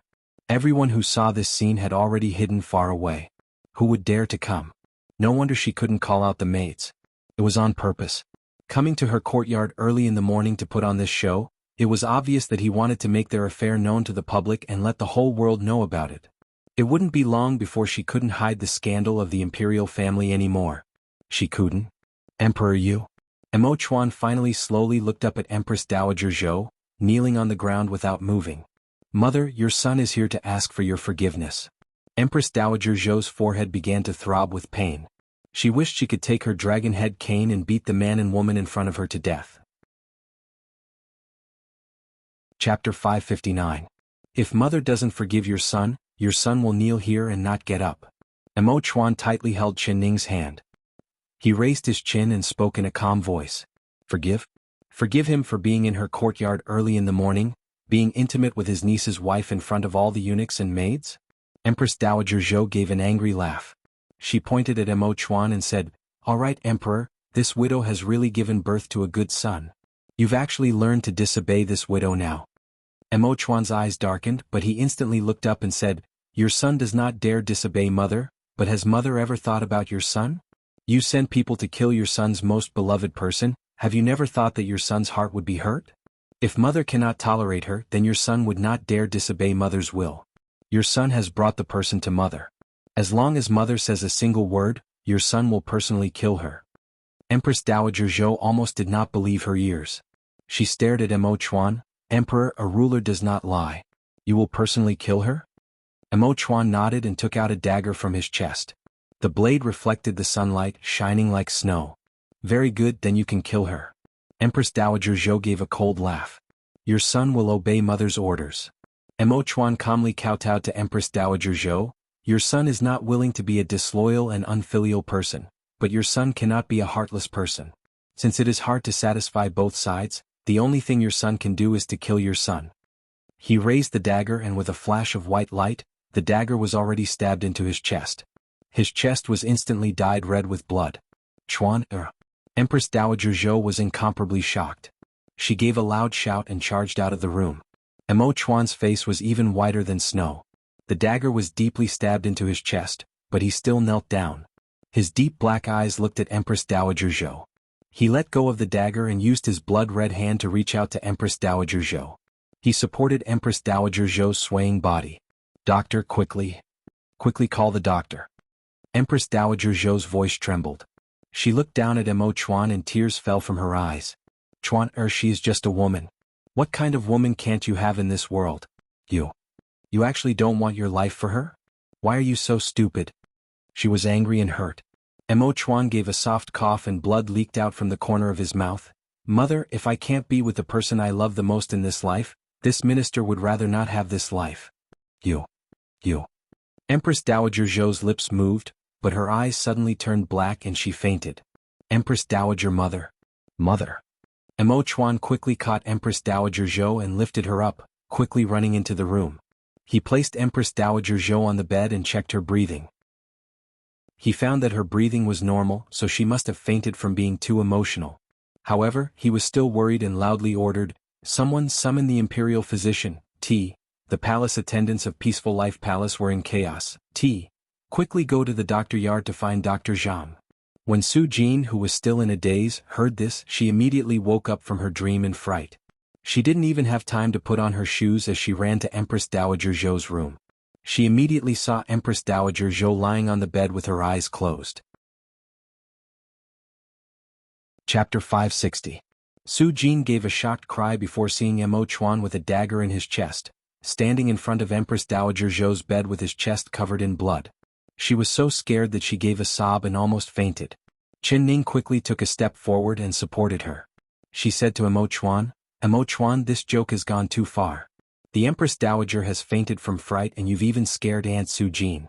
She turned to look at Su Jin. "Aunt Su Jin, don't be afraid, this is fake. The Emperor is fine." Su Jin stared at the dagger in Emo Chuan's chest and said in a trembling voice, "Fake?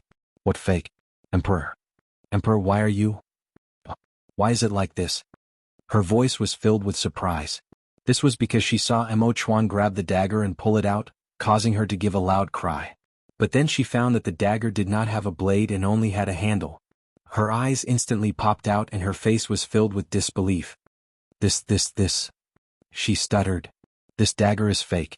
There is a button on the handle and with a gentle press, the blade will pop out. With another gentle press, the blade will retract into the handle so it looks like he has been stabbed, but the emperor is not injured at all. Ning explained in a low voice.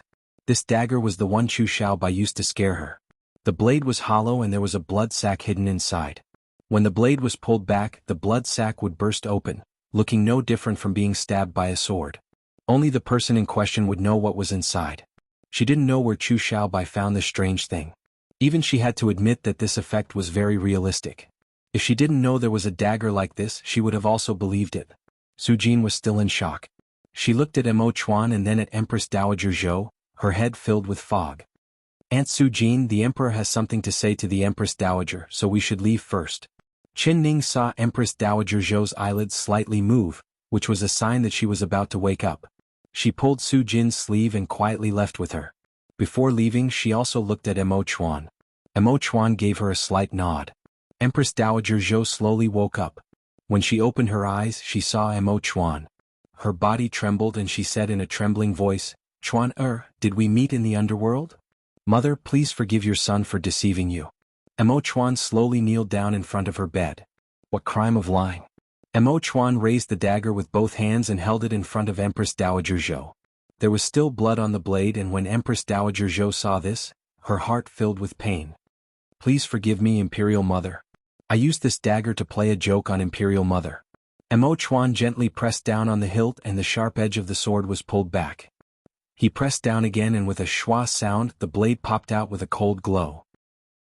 Empress Dowager Zhou didn't need him to say another word to understand what had just happened. She was filled with anger as she stared at Mo Chuan. She suddenly raised her hand and with a pa sound, slapped him across the face. Emperor, how dare you make fun of me? There were 5 red finger marks on Mo Bai's face, but he didn't even blink as he looked right at Empress Dowager Zhou. Chapter 561. Empress Dowager Zhou's face turned white from anger. She angrily said, Emperor, are you threatening this widow? Your son does not dare threaten mother. You don't dare. Why did you put on that play just now? You still dare say you didn't threaten me with death? Mo Chuan knelt in front of the bed. He held Empress Dowager Zhou's hand and looked up to say, Mother, seeing your son commit suicide, does your heart ache? Your son knows that your heart must be filled with pain, do you know that? When your son learned that you sent people to assassinate Ning, your son's heart was filled with pain just like yours. Mother, your son is your own flesh and blood. Seeing your son's heart ache, does your heart feel good? Why can't you let us go and help us? Empress Dowager Zhou forcefully pulled back her hand and angrily said, I'll help you. You want this widow to help you become a joke, a scandal. Emperor, if you continue to be so obstinate, then you might as well die just now. Mo Chuan's eyes turned dark and he said in a low voice, Mother, do you really want your son to die? He pressed down on the mechanism of the dagger and stopped the blade from bouncing back. He slowly raised it up and placed it at his throat. Put down the dagger. Empress Dowager Zhou was angry and anxious as she tried to grab the dagger in his hand. Her eyes turned red and tears began to fall. This widow was just saying it out of anger and you treated it seriously.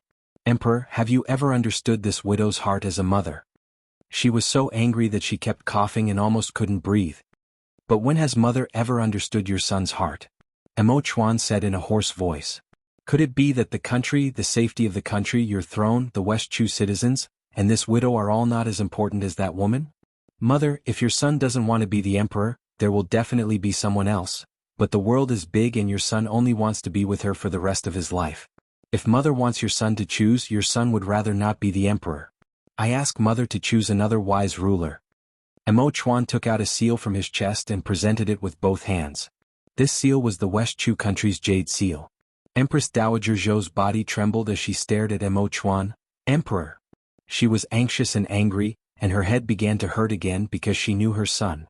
Although he was filial and had never disobeyed her words, his personality was one that would rather break than bend. Once he decided on something, he would definitely do it to the end. He didn't even want the throne anymore. It looked like he had made up his mind to be together with that lass with the surname Shin. What should she do? What should she do? She rested her forehead on her hand, leaned on the couch behind her and closed her eyes. Your Majesty, even if I spare the girl's life, can you stop the mouths of the people in the world? Emo Chuan was instantly filled with joy. He knew that Empress Dowager Zhou had finally relented. Qin Dowager Qin Dowager Chen's heart. Dowager, Qin, your idea is just to send down a decree to separate King Ding Yuan and his princess. Do you think it's that easy? You know better than this widow what kind of person Chu Xiaoyang is. If he doesn't want it, he will throw it away. If it was the Chu Xiaoyang of the past, this decree would have been something he wished for, but now he already sees that girl Qin as his eyeball. You want to gouge out his eyeball, so how could he let this go? Chapter 562. She knew that if she forced her son would very likely leave the throne and take his beloved girl to the ends of the earth. At that time she would lose everything. Without her son she would have nothing. So she had to compromise for now and help her son plan. Then, does mother have any good ideas? Emo Chuan was silent for a bit. He knew that Empress Dowager Zhou was speaking the truth, but he couldn't care about Chu Xiaoyang right now. He had to fight for Empress Dowager Zhou's approval first, and as long as Empress Dowager Zhou agreed, he would slowly think of a way to solve the problems in the future. You're the emperor, if you don't have any ideas, then what can this widow do? Oh. Empress Dowager Zhou rolled her eyes at him and said in a snappy voice. Since it's like this, then mother should have a good rest. Your son will leave first. The East Qin envoys were very aggressive at the banquet yesterday, so your son will find the ministers to discuss how to deal with them. Emo Chuan also knew how to prioritize things. He and Qin Ning's matter was not urgent. The most important thing right now was to solve the East Qin tribute. This was a matter that couldn't be delayed. All right, you can go. Empress Dowager Zhou waved her hand, feeling a bit comforted in her heart. No matter what was said, this son of hers did not ignore politics for his own sake. Wait a minute. She thought about it and then called out to Emo Chuan, leave that girl behind for this widow. Before the East Qin matter is solved, this widow will personally take care of her. This won't do. Emo Chuan refused without even thinking. Why not? Are you afraid this widow will make a move on that girl? Since this widow has promised you, I will keep my word. This widow will not make a move on her. Otherwise, isn't this widow afraid of losing a son like you? Empress Dowager Zhou revealed a faint bitter smile. How could she not know that leaving Qin Ning by her side was equal to leaving a hot potato, but she had to leave her. The scene she saw this morning had given her a large shock. The emperor had never been close to women, but in front of everyone and in broad daylight, he did something that made her blush. Would she still dare to leave that girl by the emperor's side? Young men and women, when they were in love, it was like dry wood meeting fire. What else couldn't they do? She definitely would not allow this kind of thing to happen in front of her. Emo Chuan thought about it and already guessed Empress Dowager Zhou's meaning, but he still shook his head. Oh. Empress Dowager Zhou's eyes instantly turned sharp and her voice became sharp. Have you already? I didn't. Emo Chuan said with a serious expression. Before I formally marry her, your son will not do anything improper, please be assured, mother. Rest assured? It would be strange if he could be at ease. Empress Dowager Zhou gave a heavy snort. Then what are you going to do with her? You want to keep her in the palace by your side like a little fan pendant? Aren't you afraid this matter will reach King Ding Yuan's ears and he will come looking for you? She said in a voice filled with ridicule. Emo Chuan had already thought of this and he confidently said, your son will send her to live in Enli's palace. Once the East Qin matter is over, I will think of a way to restore her freedom. Like this, mother can be assured, right? Empress Dowager Zhou gave another snort and no longer raised any objections. Staying in the princess royal residence was better than staying in the imperial palace. If he stayed in her peaceful life palace, Chu Xiaoyang might come to the palace every few days to find her. This would be a headache for her. Chapter 563. Empress Dowager Zhou knew that Chu Xiaoyang and eldest princess Enlu were very close and their relationship was very good. If there was someone in this world that could control Chu Xiaoyang, it would be eldest princess Enlu. No matter how bold Chu Xiaoyang was, he wouldn't go too far in the eldest princess palace. She closed her eyes and no longer said anything. When Emo Chuan saw this, he knew that Empress Dowager Zhou had silently agreed with him, so he left. After he left, Empress Dowager Zhou slowly opened her eyes and let out a long sigh. Her heart was in chaos. The emperor had caused such a large matter and he could ignore it, but as the Empress Dowager, she couldn't ignore it. She had to help her emperor's son clean up the mess he had made and help him clean up his mess. The emperor was still too young. Too impulsive. Sigh, when would he truly grow up?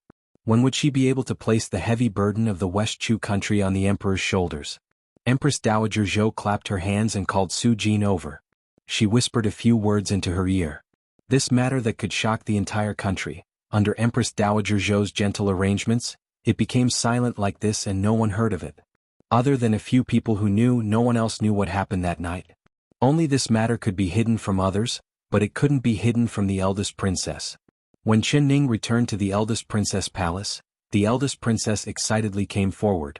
She grabbed her hand and excitedly asked her, "I heard that my royal brother eloped with you last night?" She didn't know whether to laugh or cry. She bit her lips and said, "Where did the eldest princess hear this rumor? Could it not be true? Of course not. Alright, that brat Ting Shen actually dared to lie to this princess. Watch how this princess takes care of him." The eldest princess instantly raised her brows. Qin Ning broke into a laugh. "Husband, ye told the eldest princess? Where did Prince Consort ye get this news from?" She didn't expect that this matter would be spread so widely that it became like this. "This princess doesn't know where he heard this news from, but since you say it's not true, it's definitely not true. This princess believes your words."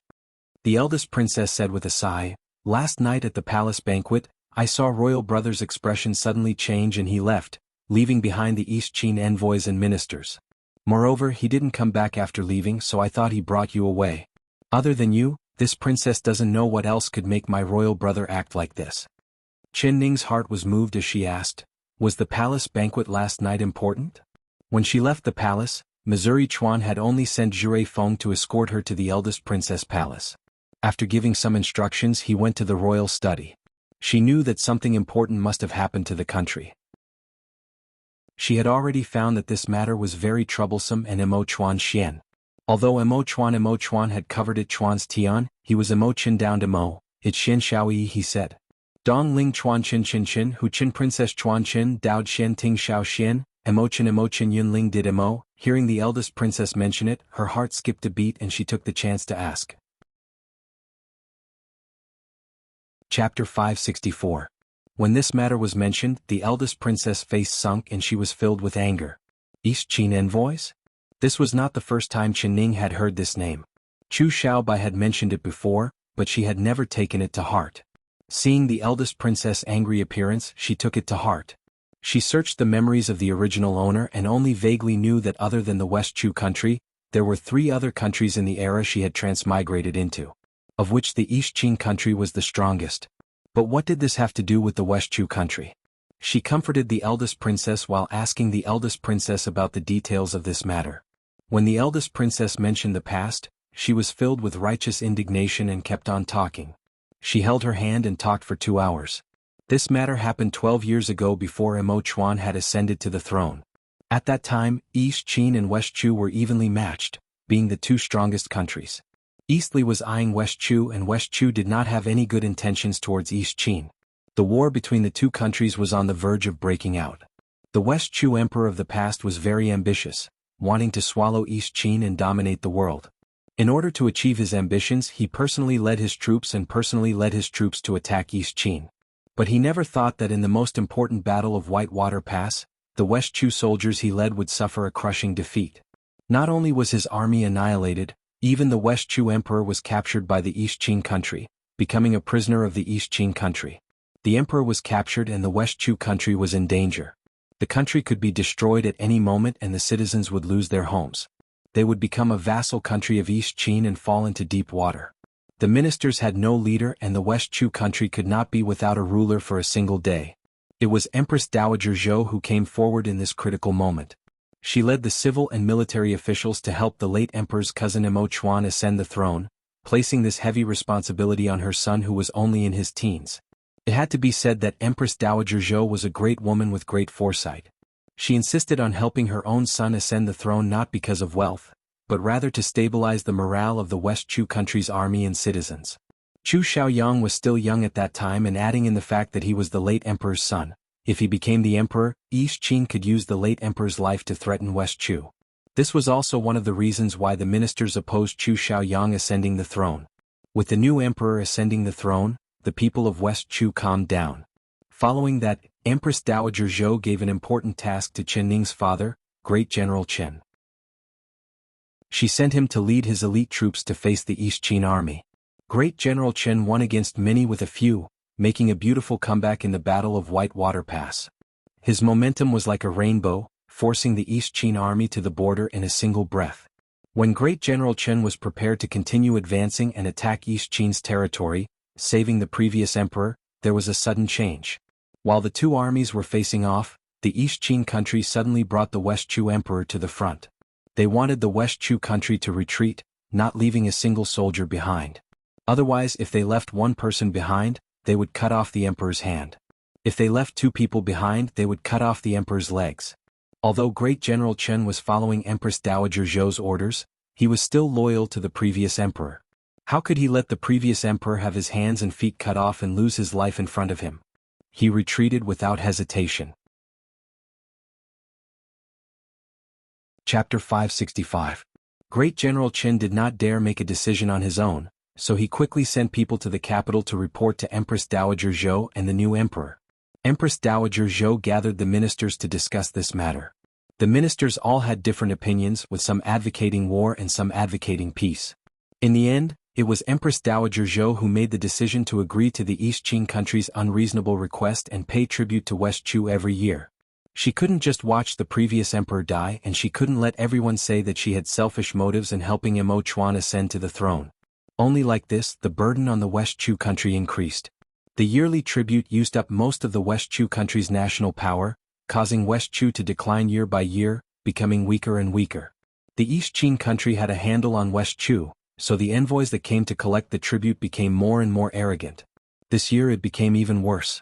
The envoys they sent actually proposed that they would compete with the West Chu country in 3 rounds.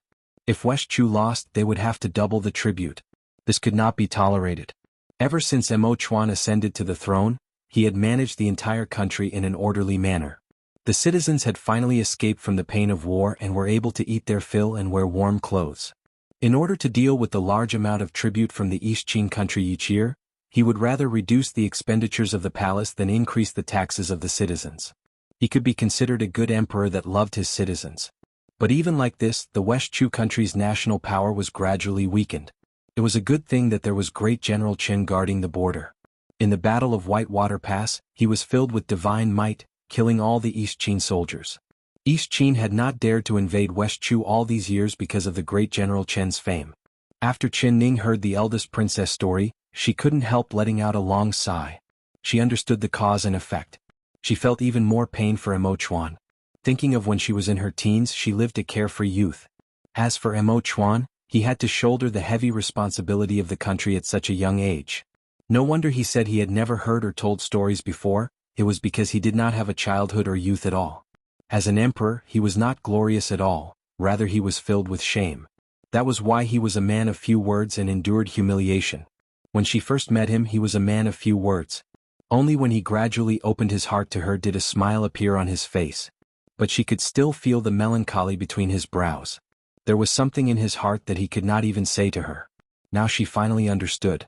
But the more she understood, the more her heart ached for Mo Chuan. Eldest princess, what are the 3 questions of the East Qin country? Could it be that our West Chu can't beat their East Qin? Sigh, brother emperor is having a headache over this matter. Last night at the palace banquet, the envoy did mention the first test. It was called reading steals while riding a horse, or something. I've never heard of reading steals while riding a horse. This princess asked the envoy what the 3 words. The envoy sneered and said, if your country doesn't even know how to read steals from horseback, then there's no need for this competition. Just admit defeat. When the eldest princess said this, her eyebrows furrowed in anger. She pulled out the sword at her waist and waved it twice in the air. Chapter 566. Then what happened after that? Mo Chuan How did the emperor respond? Chen Ning asked. My royal brother immediately agreed. Although his expression did not change, this princess could see that he did not know what this steel reading on horseback was. Afterwards his expression suddenly changed and he left, never coming back. After he left, the East Qin envoy's words became even uglier. He said that my royal brother was afraid and was a coward. This princess was so angry that she wanted to cut off his head, but mother stopped me and didn't allow me to say another word. When Chen Ning heard this, she began to ponder. Didn't she know what the East Qin envoy was talking about? Was it the steel reading on horseback that she knew about? Since it is a competition and the topic was set by their East Qin, then the envoy should clearly explain the topic. Otherwise, wouldn't this competition be them purposely making things difficult for us? She said. That's right, that's right. Mother also asked the envoy this, and after the envoy heard it, he unwillingly said it. So this steel reading on horseback is a steel with words carved on it. Two people will ride their horses and run in front of the steel at the same time. When they reach the finish line, both sides will recite the words on the steel, and whoever remembers the most words on the steel will win. So it was like this. It really was the same as what she thought. Qin Ning secretly nodded her head. The eldest princess said with an indignant expression, "Do you think the East Qin envoy is purposely making things difficult for us? Reading the steel while riding on horseback, how could we remember the words on the steel? How fast are the horses? We humans only have a pair of eyes, so with just a glance, what can we remember?" After I heard this, I couldn't hold back and scolded the envoy. The East Qin envoy had an arrogant expression. He said that since it is a competition, it is fair. If their East Qin people can do it, why can't our West Chu people do it? If we admit defeat, then this competition will end here. That envoy's words are not unreasonable. Qin Ning nodded again. When the eldest princess heard this, she angrily threw down her hand. She stared at her and said, "Ning, why are you saying this? Are you even a West Chu person? I'm only saying that this method is fair. If the East Qin country can do it, our West Chu can also do it," Qin Ning said with a calm expression. She did not change her expression because of the eldest princess change. But memorizing the steel while riding, how can there be someone who can do it? This was the competition method proposed by the East Qin country, and the people they sent out must have been trained beforehand. We don't know how long they have been training for, but we only just learned the competition method. Even if we started training now, it would be too late. The competition is in 3 days and there are only 3 days, so where can royal brother find someone like this? We can only let Xiaobai give it a try. The eldest princess gave a sigh, not caring about blaming Qin Ning. She placed her hands on her cheeks and began to worry about Mo Chuan. The eldest princess is talking about King Jing and Chu Xiaobai? Qin Ning's heart skipped a beat. The eldest princess listlessly nodded. Xiaobai is very smart. Although he doesn't have a photographic memory, he isn't far from it. I think royal brother will definitely send him to compete because in the entire capital, there is no one smarter than Xiaobai. Chapter 567. The eldest princess shook her head and said, "I'm afraid this matter is not as simple as we think it is. The East Qin country is clearly prepared this time, and since they dare propose this kind of competition, it means they have confidence in their victory. Royal brother must be gathering the ministers to discuss things. Perhaps there will be someone more suitable than Xiaobai. Let's just wait here for the news." After dinner, Yi Tingxian finally brought news from the palace. It was as the eldest princess expected. The ministers unanimously recommended Chu Xiaobai to compete, and Chu Xiaobai generously agreed. Only he said that he did not have confidence in winning because the news he obtained from the capital was that the East Qin country would send a mysterious expert to compete, and this mysterious expert was most likely the East Qin crown prince. Hearing this news, the ministers including Mo Chuan couldn't help taking in a cold breath. Everyone had high hopes for Chu Xiaobai and had confidence in him winning this competition. But when they heard the East Qin crown prince, the ministers couldn't help shaking their heads. Their faces turned dark, knowing that there was no need to compete and they had already lost 99% of the time. This East Qin crown prince could be said to be famous among the 4 countries. He had a natural talent, an outstanding memory, and a photographic memory. He had the reputation of being the smartest person in the world.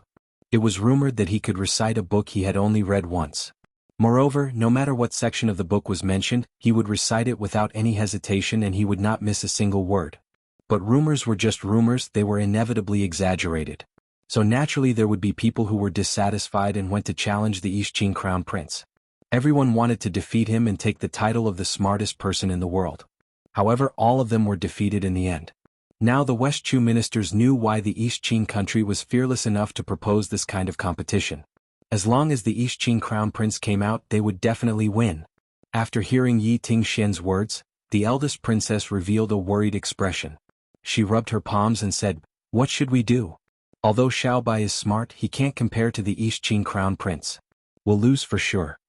Yi Tingxian's eyes sparkled as if he was thinking of something.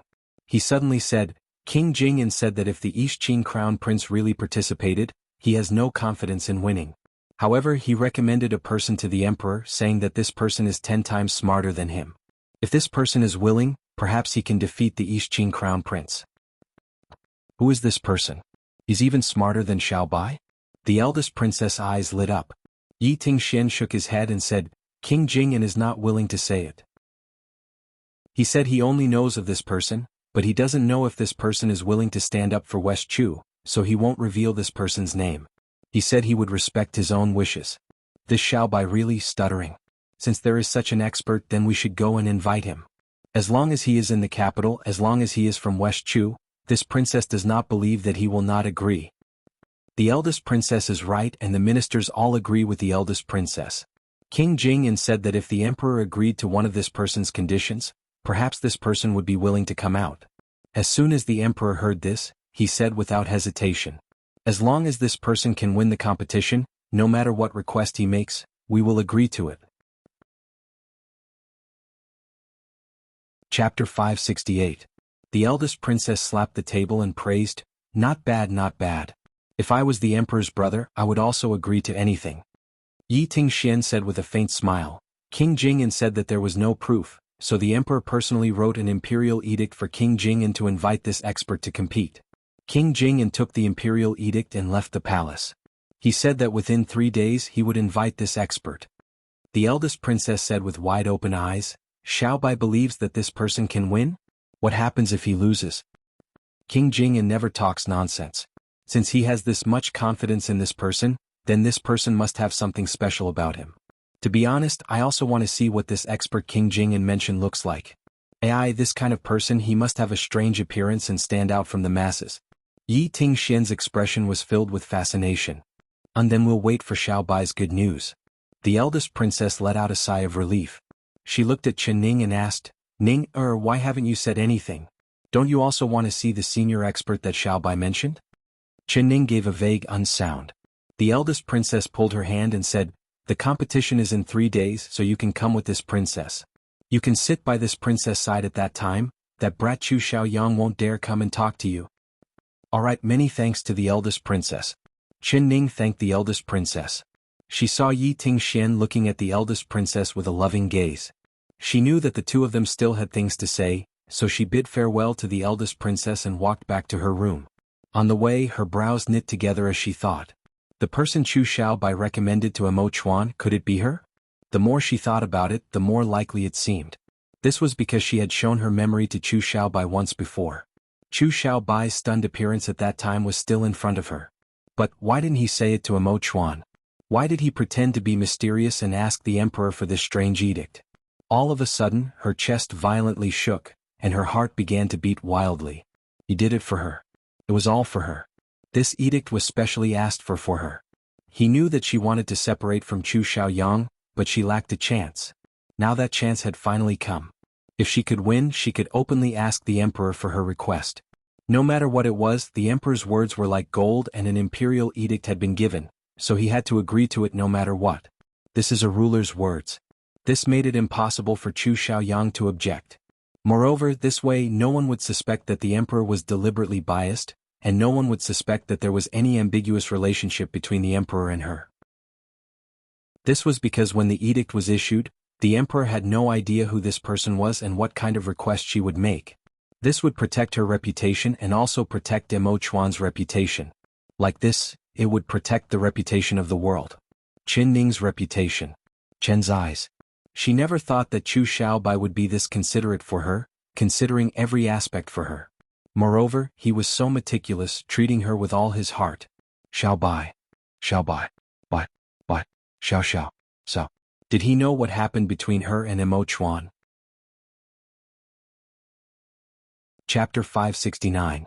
Chen Ning gave a faint sigh. She passed through a moon gate and entered a garden. After passing through the garden, she returned to the place she lived in. She knew that Chu Xiaobai would come to find her, but she didn't know what to say to him when she saw him. Should she thank him or apologize? She was walking in a daze when she suddenly heard someone call her from behind. Ning. The voice was warm and clear, sounding very peaceful in the night. Chen Ning stopped moving and slowly turned her head. Then she saw Chu Xiaobai. He was standing under an apricot tree, his white clothes like frost. The apricot flowers were like fire and there was a bright red lantern hanging from the tree. The light shined on his handsome face, making him look very gentle and hazy. Ning er. He called her again and revealed a faint smile to her. His face was like a painting, his eyes were clear and his face was like jade. The apricot flowers that bloomed like a fire were overshadowed by his smile. Ning gave a slight sigh. She already knew that he looked like a monster and now that he was smiling he looked even more like one. She slowly walked over to him. Xiao Bai. His eyes sparkled as he quietly looked at her. He suddenly raised his hand and placed something in her hand. Ning, what do you think this is? She didn't need to look down. She could feel the silky smooth feeling and she knew that this was the imperial decree he had painstakingly obtained for her. Her heart was moved and her eyes filled with tears. She looked at him. Xiao Bai, thank you. You already know? AI, it must have been Yi Tingshen who told you, right? I knew that this brat would tell my royal aunt everything. If it wasn't for me being delayed, I would have been the first person to tell you this good news. Chu Xiaobai regretfully stomped his feet, but his face still had a calm and pure expression. Chen Ning suddenly felt that she didn't need to say anything. He understood everything and he didn't blame her at all. His attitude towards her was still the same as before. A large stone fell from her heart. She was really worried that after he knew about her and Emo Chuan's matter, he would hate her and blame her. On his face she didn't see a trace of sadness, anger, resentment, or jealousy. His smile was just as gentle as before. Perhaps his love for her was that kind of pure and unadulterated love. Xiao Bai, are you that confident that I can win against the Yixing Crown Prince? He's the smartest person in the world and I'm just an unknown little girl. Have you ever thought about what would happen if I lost? Wouldn't I become a sinner of West Chu? The people must hate me to death. She blinked and purposely put on a troubled expression. He thought about it and said in a serious voice, I never thought you would win, but your chances of winning are higher than mine. I hope you can win and fight for this hard to come by chance. If you can't win, I believe no one in West Chu can win against the Yixing Crown Prince. The citizens will not blame you, so don't feel too much pressure. But how do you know I can read steals? I've never practiced at all. She was telling the truth. Chapter 570.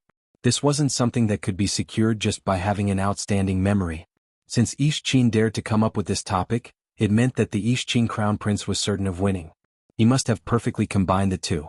However, she only had less than 3 days to practice visual recognition that she had never tried before. Even she was not confident in it. Ning, I believe in you, he firmly said. She revealed a bitter smile. She did not believe in herself. But she would do her best to fight this time. For Emo Chuan, for her freedom, she had to win. With a peng sound, the two of them were scared. They looked in the direction of the sound at the same time. They saw a large and beautiful firework appear in the night sky not far away. It was dazzling to the eyes, blooming with 5 colors as it bloomed in the sky. The flowers were like rain, the stars were like rain, and the little fireworks scattered down, creating a beautiful scene. Such beautiful fireworks. Chen Ning stared at it and gave a heartfelt praise. She was looking at the fireworks, but he was looking at her. Her eyes were even brighter than the fireworks and her face was even more beautiful than the fireworks. He could not get enough of looking at her. When she came back to her senses and looked at him, he looked up at the night sky that was dyed red by the fireworks. Ning, do you want to see the lantern show? He excitedly suggested. Lantern show. That's right, this year is the annual lantern show. It is the most lively one. There are lantern races, lantern riddles, and all kinds of interesting things that you can't even imagine. Do you want to see it? Chen Ning's heart skipped a beat and she nodded. All right, I'll go take a look. She was still young and liked the romantic fireworks and lights. Should we call the eldest princess and husband Yi to come with us? Chu Xiaobai shook his head with a smile. My royal aunt has never liked this. Husband Yi has a calm personality and hates crowded places, so they definitely won't go. What, are you afraid I won't be able to protect you if you come with me to the lantern show? You can be assured what happened last time won't happen again. He smiled as he took out 2 masks from his chest. One had a smiling face and one had a crying face, waving them in front of her. Choose for yourself, which one do you want to wear? Chen Ning said with a smile. Xiaobai, you're really thoughtful. She went to take the crying face, but he gave the smiling face to her. I like seeing you smile, he said in a serious voice. She took the mask with a smile and put it on. To be honest, she was really worried that they would be harassed by the hooligans on the streets. Although they had Little White's protection, they were going out to see the lanterns, not to look for trouble. If they were to fight and kill along the way, what fun would there be? Chu Xiaobai put on the crying face mask, only revealing a pair of dark eyes. The two of them walked on the crowded street. The lights were like a sea and the people were like a sea. It was as if all the people in the capital had come out to watch the lanterns. This was indeed a rare show. It could not be described with just the word lively. Chen Ning never thought that the ancient lantern festival would be more interesting than the modern one. She stood in front of a lantern competition stall and couldn't help being stunned. There were all kinds of lanterns here and they were of different shapes. There was a money box in front of each lantern. If the tourists thought that they liked the most, they would put a copper coin into the money box. Finally, the number of copper coins in the money box would be counted, and the one with the most copper coins would be the winner. Chapter 571. Chen Ning gave a serious nod. In her eyes, each lantern was the result of the craftsman's hard work. Those ingenious designs made her feel like it was an eye-opener for someone from the modern era. She really did put a copper coin into the money box in front of each lantern. After leaving the lantern booth, the two of them were pushed forward by the tide of people. Although the night was getting darker and darker, the lanterns were still bright. They lit up the dark sky and also lit up the smiling faces of the people watching the lanterns. As the annual lantern festival, all the youthful boys and girls were looking forward to meeting the right person on this day. From time to time, Chen Ning would see a handsome young man and a beautiful young girl bumping into each other in the crowd.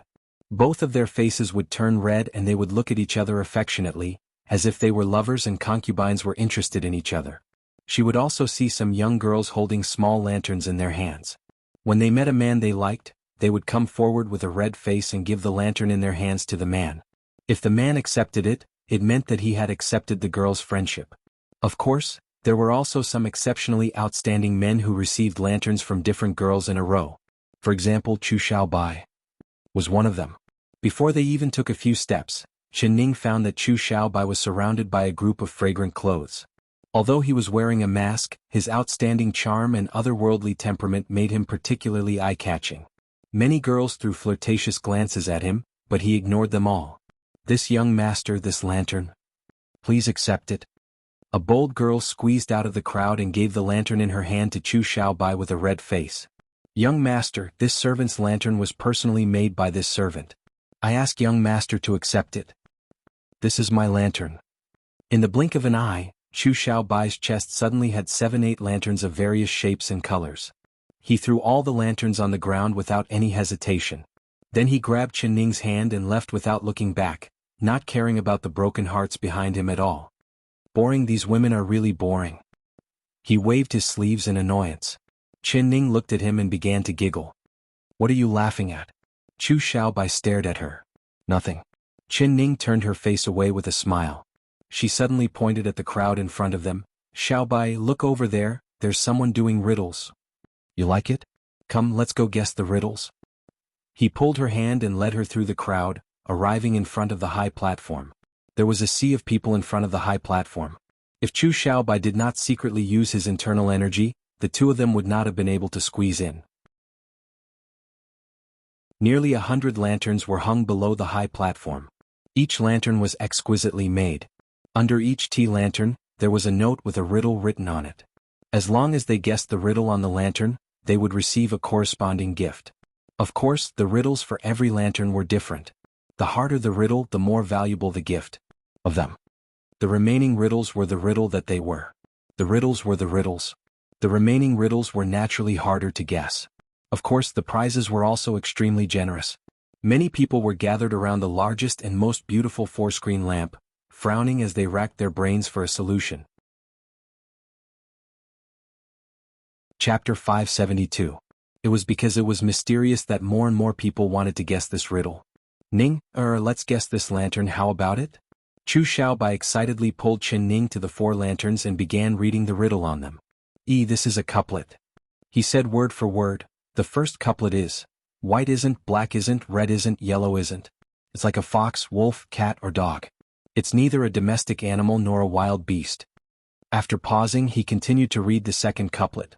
"There are poems, there are lyrics, and there are also rites. It's vague on the north, south, east, and west. Although it's short, it's still a wonderful piece of writing. After reading it, he couldn't help knitting his brows like the people around him. He thought that with his intelligence, it would be easy for him to guess this riddle and he would win the mysterious gift for her. He never thought that this riddle would be harder than he expected. He guessed several words in his heart, but he felt that they were all wrong. He couldn't help feeling depressed. When he looked up, he happened to meet her slightly smiling eyes. Ning, could it be that you've guessed it? Chen Ning said with a faint smile. This isn't hard to guess. The surrounding scholars all sucked in a cold breath as they stared at her with wide eyes. I say, little girl, you don't look that old, but your tone isn't small at all. All of us can't guess it, but you're saying it's not hard? Humph, it's easier said than done. Since you say this riddle isn't hard, then what do you think the answer is? These people were not convinced and began to ridicule Chen Ning. Chu Xiaobai's eyes revealed a look of anger as he coldly said, You pedantic scholars, if you don't have any skill, how would you know that others don't have any skill? You only know how to be jealous. No wonder you have a large beard and are wearing white robes. You can't wear a purple robe. The people saying these strange words were not young and they were wearing the scholars' white robes. They were proud of their status, but they had been slapped in the face by Chu Xiaobai's words. They were filled with anger as they pointed at Chu Xiaobai and said, Stinky brat, stop protecting that little girl. She dares to brag, so why don't you make her say the answer and let us pedantic scholars see this little girl's talent for being the champion? Chen Ning pursed her lips and disapprovingly said, It's just a riddle, it's not that great of a skill. Even if I become the champion, I wouldn't care about it. She did not have a good impression of these old scholars. They spoke in a sour tone, were narrow-minded, and had no tolerance for others. It was no wonder that they failed all the examinations. If she was the chief examiner, she would definitely not accept these kinds of students. Hearing this, the surrounding people looked at her and their chins fell to the ground. Hearing this, everyone looked at her and their jaws fell to the ground. A waiter smiled at Chen Ning and said, This miss, if you can guess the answer to this riddle, then please write it down on this piece of paper and let this little one take it to the owner of the lantern. If you can guess it, then I'll have to congratulate this miss. This little girl's tone was becoming more and more arrogant the more she spoke. Chen Ning nodded with a smile. She wrote 2 words on a piece of paper and gave it to the waiter. The waiter quickly squeezed out of the crowd with the piece of paper and went up to the high platform. He said something to an old man on the high platform and then handed over the answer to Chen Ning's riddle. Chapter 573. The old man opened the note and took a look. His eyes instantly lit up and he revealed a smile. He nodded and then picked up a brocade box beside him. He followed the waiter down the stage and walked in Chen Ning's direction. When everyone saw this scene, they all let out a hua sound. They knew that Chen Ning had guessed the riddle and they all looked at her with envious eyes. This old man was a famous merchant in the capital city. Every year he would hold a grand riddle guessing contest and the person who guessed it would be given a very rich gift. He had made this riddle from last year to this year and no one had ever guessed it. So the old man had said from the beginning that whoever guessed the riddle this year would receive a mysterious gift. The waiter led the old man through the crowd. He came in front of Chen Ning and said, This is the riddle that this young miss has guessed. The old man said with a smile, Young miss, you've guessed the riddle of this 4-screen lantern. This is the prize this old man prepared for this riddle. I ask young miss to accept it. Chen Ning smiled as she took the brocade box from the old man's hand and said, Many thanks. Her hand suddenly sank down and she almost dropped the box on the ground. It was a good thing Chu Xiaobai was quick and caught it. This box is so heavy. She didn't expect that the brocade box, which didn't look big, would be so heavy. She didn't know what was inside. Ning, open it and see what kind of mysterious gift it is. Why is it so heavy? Chu Xiaobai also felt this was strange. This brocade box was only a foot wide. Even if the entire box was made of iron, it would not be this heavy. Chen Ning nodded. She opened the box and saw that there was an irregular stone inside the box. It was around the size of a fist and looked dark. The surrounding crowd had already stretched their necks out with curious faces. They were prepared to see what kind of priceless treasure this mysterious gift was, but who would have thought that it would be a normal-looking stone? They all burst out in laughter. Especially the old scholars that had been mocked by Chu Xiaobai, their laughter was the loudest. Ha ha, I thought it was something good, but I never thought it would be a broken stone. Interesting, truly interesting. We really have to congratulate this young miss. Congratulations to this young miss. We thought we would be able to pick up a treasure, but we never thought that it would be a broken stone. Ha ha ha ha. These people all revealed expressions of schadenfreude. Chen Ning was wearing a mask and no one could see her expression. but her laughter rang out like a silver bell. "Thank you, uncle. This is really a good treasure. It's a pity that most people have eyes but can't see it. They actually think it's a piece of rotten stone. They really have eyes but can't see." When the old man heard this, his eyes couldn't help lighting up. "Miss, do you know what kind of treasure this is?" "To tell you the truth, this old man obtained this stone by accident. I only know that its value is extraordinary, but I don't know what's so special about it. If young lady knows what it is, I hope young lady can tell me." Chen Ning did not know what kind of treasure this stone was, but she knew that when things reached an extreme, they would move in the opposite direction. This stone looked normal, but it was 10 times heavier than normal stones of the same size, so it was definitely not a normal item. Chen's heart. This Chen's. Chu Xiaobai was holding the stone and studying it, but he suddenly shouted out in excitement. Chapter 574. Chu Xiaobai placed the stone in front of her and pointed at the surface of the stone. He said in a pleasantly surprised voice, "Ning, look, there is a faint red glow on the surface of the stone and it is incomparably heavy. This means that there is a large amount of profound iron inside because profound iron is 10 times heavier than normal iron. If you touch it, it will be cold to the touch, just like a block of ice. So, I can conclude that this is an extremely rare profound cold iron stone." As soon as his voice fell, the surrounding people began to buzz with disbelief. Everyone looked at Chen Ning with eyes filled with disdain and schadenfreude, but now they were filled with envy and jealousy. Their eyes stared right at the black stone in Chu Xiaobai's hand. They wished a hand could grow out of their eyes and take it for themselves. Chen Ning did not know what kind of treasure the profound cold iron stone was, but most of the people here knew. This was a strange stone produced in the extreme north. It was something that could only be found and not sought. It was worth 100 times more than gold of the same size. But everyone had only heard of this stone and had never seen it before. So when they heard that the prize for the lantern riddle was this precious profound cold iron stone, many people could not hold themselves back. "Counselor Lu, you said that this girl guessed the riddle. Please announce the riddle and this girl's answer so that we can all be convinced." An old scholar said. That old man held a riddle party every year, so many people knew that he was surnamed Lu. "All right, then I'll announce the answer to this riddle." Squire Lu nodded his head and pointed at the riddle. "The first half of the couplet is guess and the second half is riddles. Put together it is guessing. What, did you guys guess it as well?" As he said this, he opened Chen Ning's handwritten note. There were 2 clear words written on it, riddles. Everyone broke out in cheers. Those old scholars felt like they had lost all face and were filled with shame. They retreated back into the crowd and did not show their faces again. Chen Ning took the profound cold iron stone from Chu Xiaobai's hands. She was prepared this time and held it firmly. She felt that this stone was ice cold to the touch. It truly deserved its name. She placed the cold stone back into the box and gave it back to Counselor Lu. Counselor Lu said in a stunned voice, "Miss, what do you mean by this? Since this profound cold iron stone is so precious, how could this little girl refuse it?" I asked Counselor Lu to take it back. "Since Miss and this young master can recognize its origin, it is enough to show that you are fated with it. This old man will definitely not return the gift. Giving this stone to Miss is like gifting a treasured sword to a hero, or gifting powder to a beautiful woman."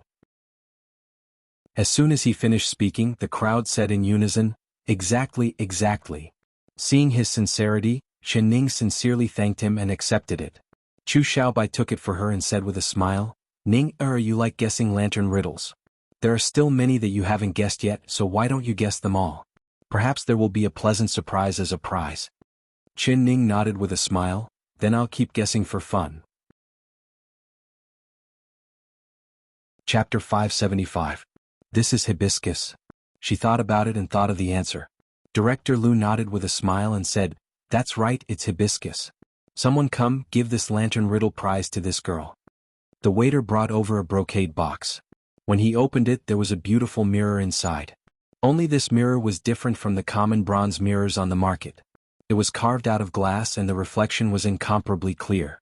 It could compare to modern-day craftsmanship. Wow, what a beautiful mirror! The surrounding women immediately let out sounds of envy. This was something they had never seen before. Chen Ning revealed a smile. She was already used to this since she came from the modern era. She gave it to Chu Xiaobai beside her and then went to guess the next lantern riddle. These lantern riddles were not complicated at all. It was just that the person who came up with the riddle was deliberately mystifying them. There were curtains and acrostic poems, creating many tricks. She only thought about it for a bit and guessed them all. The waiter ran back and forth to take the prize. He was panting from running, but he could not keep up with Chen Ning's speed. Later he learned to be good. After taking the prize, he did not give it to Chen Ning and directly placed it in Chu Xiaobai's chest. Very quickly, Chu Xiaobai's chest was filled with large and small brocade boxes. Xiaobai, where are you? After Chen Ning finished guessing the lantern riddle, she turned around and found that Chu Xiaobai had disappeared. She asked in a surprised voice. I'm here. Chu Xiaobai's clear voice came from the pile of boxes. Chen Ning looked over and could only laugh as she bent over. The gift boxes were piled high and even Chu Xiaobai's head could be seen. He looked like a moving Christmas tree with Santa's presents hanging all over him. Xiaobai, why are you so silly? If you can't take these boxes, then don't take them. Why are you holding them all in your chest? She smiled and wanted to help him reduce his burden, but Chu Xiaobai dodged to the side.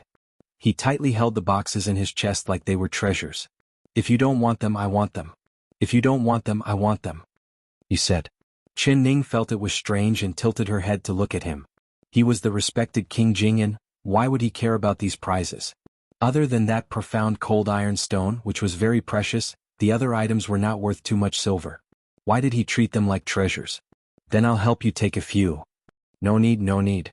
These things are not heavy at all. Don't touch them, otherwise they'll fall. Chu Xiaobai held the gift box and carefully walked forward. At some point, the mask on his face had been scraped off by the gift box, revealing a delicate and handsome face. His eyes were black and bright and he was in high spirits. There was a smile on his lips. In order to prevent her from stealing the things in his arms, Chu Xiaobai walked in front and she followed behind him. He blocked the surging stream of people for her and protected the things in his arms from falling. From time to time he would turn around and smile at her. Each time she, Chu Xiao Xiao, Su Shi Xiao she looked.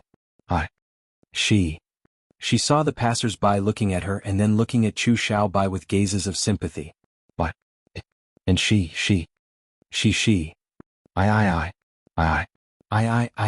I. Chapter 576. That girl raised her hand and slapped Chen Ning's face while scolding her. You bad woman, not taking your own things and letting this young master take them for you, do you still have any face? Chen Ning instinctively dodged. She grabbed the girl's hand and said in a cold voice, Who are you? Why are you hitting me? As soon as her voice fell, another girl charged out of the crowd and reached out to grab her hair. Bad woman, actually treating such a handsome young master like a servant? This is too infuriating. This girl will definitely teach you a lesson. Following that, several other girls charged out, hitting and grabbing at her. So, it was all for Chu Xiaobai. Chen Ning didn't know whether to laugh or cry. Although she knew some basic self-defense techniques, it was not enough for her to deal with these jealous young girls at the same time. She felt a chill on her face as her smiling mask was taken off by a girl. Everyone's eyes lit up as they saw her snow-white cheeks and misty hair. Even the tens of thousands of lanterns could not cover her brilliance. That girl was stunned. She stretched out her sharp nails and slashed at Chen Ning's face. With a chi sound, that girl suddenly felt a sharp pain in her wrist. She had been hit by something and tears began to fall from the pain. Looking down, she found that it was a gift box that had hit her. Oh. So painful. The girls surrounding Chen Ning all cried out in pain as they were all hit by the gift box. If it wasn't hitting their faces, it was hitting their hands. When they looked up, they saw that Chu Xiaobai was already standing in front of Chen Ning, glaring at them. Who dares to touch her again? He protected Chen Ning. Young master, you. We really can't stand seeing this. That's right, this bad woman is bullying you, we really can't stand it. That's right, this bad woman is bullying you, we really can't stand it. The girls all had looks of grievance on their faces. They were bragging to Chu Xiaobai while secretly looking at him. Chu Xiaobai revealed a smile. His smile was like the cold moon, making the girl's eyes pop out, but his words were merciless. What does it matter to you how she orders me around? This young master is happy to be ordered around by her, what does it matter to you? His words made the girls' faces turn red and they couldn't say a word. Puchi. Chen Ning couldn't hold it in and began to laugh. The girls were so angry that their lungs were about to explode. They pointed at Chu Xiaobai and said, You really don't know how to appreciate people. I think you're just dogs catching mice and meddling in other people's business. If you really have nothing better to do, then stay at home and do embroidery and study. Don't go out and make a fool of yourself and embarrass yourself. Chu Xiaobai was too lazy to even look at them. He turned to Chen Ning and said, Ning, are you injured? Chen Ning shook her head and said, I'm not hurt. The young girls' faces turned red from the humiliation. Seeing how Chu Xiaobai was supporting Chen Ning like this, some of them cried out and ran away. Some of them had tears in their eyes and some of them stared at Chen Ning. Ninger, let's go. Ignore these hateful women. Ning Ning, Ning Ning, let go, Ning, and Ning, Chen, we, Ning. Chapter 577. There were very few people on the stone bridge, but there were many red men and green women on both sides of the bridge. They were squatting on the shore and placing lanterns filled with wishes into the water, letting the lanterns float down the river. Looking down from the bridge, the lanterns on the river were floating down the river. It was like countless stars had fallen into the water, making it look like a bright galaxy. It's really beautiful. Chen Ning propped up her chin as she lay on the stone bridge, looking at the river and the lanterns on the river. Come, let's see what kind of good things you've won today. Chu Xiaobai giggled as he placed all the boxes on the ground. Then he excitedly opened them like a child. Chen Ning also revealed a smile. She also had the excitement of opening presents. The two of them opened the boxes one by one. Other than the precious profound cold iron stone, the most precious thing was the glass mirror, as well as a few beaded bracelets and daily necessities. Every time they opened one, Chu Xiaobai would ask her, Do you like it? Do you want to keep it? Chen Ning would always shake her head with a smile. She did not have any interest in these things. As for the lantern riddles, it was just for fun and not to win any prizes. All right, if you don't want it, then I'll take it. He placed all the things she didn't want into a box and then held it in his chest like it was a treasure. You have to keep this profound cold iron stone in the mirror. Chu Xiaobai gave the glass mirror and the profound cold iron stone to her. I want this mirror, but this stone, I really don't know what use it has, so I'll just give it to you. Chen Ning gave the box containing the profound cold iron stone to Chu Xiaobai. Do you really not know, or are you pretending not to know? He revealed a surprised look on his face. I only know that it is very precious and worth a lot of money, but I really don't know what use it has. She honestly said. In her memory palace, there was no record of the profound cold iron stone at all. This is an extremely rare type of iron ore. It's extremely rare, and it's produced in the bitter cold lands of the extreme north. In the profound cold iron stone, the more profound iron it contains, the rarer it is. Look at this stone, its entire body is emitting a faint red light. It's enough to show that it's extremely rich in profound iron. If it can be refined and added when refining weapons, even if it's ordinary iron, it will immediately become a rare and powerful weapon. Tell me, isn't this a treasure? This piece of profound cold iron stone is the size of a fist, and I estimate that it can be used to create several world-shaking swords. Do you not want this kind of treasure? If you really don't want it, then I'll take it. He purposely held the box in his chest, making it seem like he was not willing of it. Profound of profound cold, Chu said with a faint smile. Are you serious? Chu Xiaobai's eyes lit up. Any martial artist would dream of owning a good weapon that could cut through gold and jade. A godly weapon would be able to double one's martial prowess. But this kind of opportunity could only be found and not sought. Although Chu Xiaobai was a prince and had seen many treasures in the world, he had never seen a legendary divine weapon. He could imagine how incomparably sharp a weapon forged from this profound cold iron stone would be. It was enough to make all martial artists go crazy. Chapter 578. Chu Xiaobai's handsome face turned slightly red. He suddenly knit his brows and looked down at the river bank. What's happening over there? Chen Ning also heard the commotion coming from under the bridge, and she looked down from the stone bridge. She saw that the warm and romantic river lantern scene had disappeared and the young girls on the shore were in a panic. They were all in a mess as they hid behind their families. Several dozen tall men were squeezed into the crowd. Their eyes were like wolves releasing a green light. Seeing a young girl, they would go up and grab them, carefully looking over them. If they were beautiful, they would be thrown into a carriage on the side.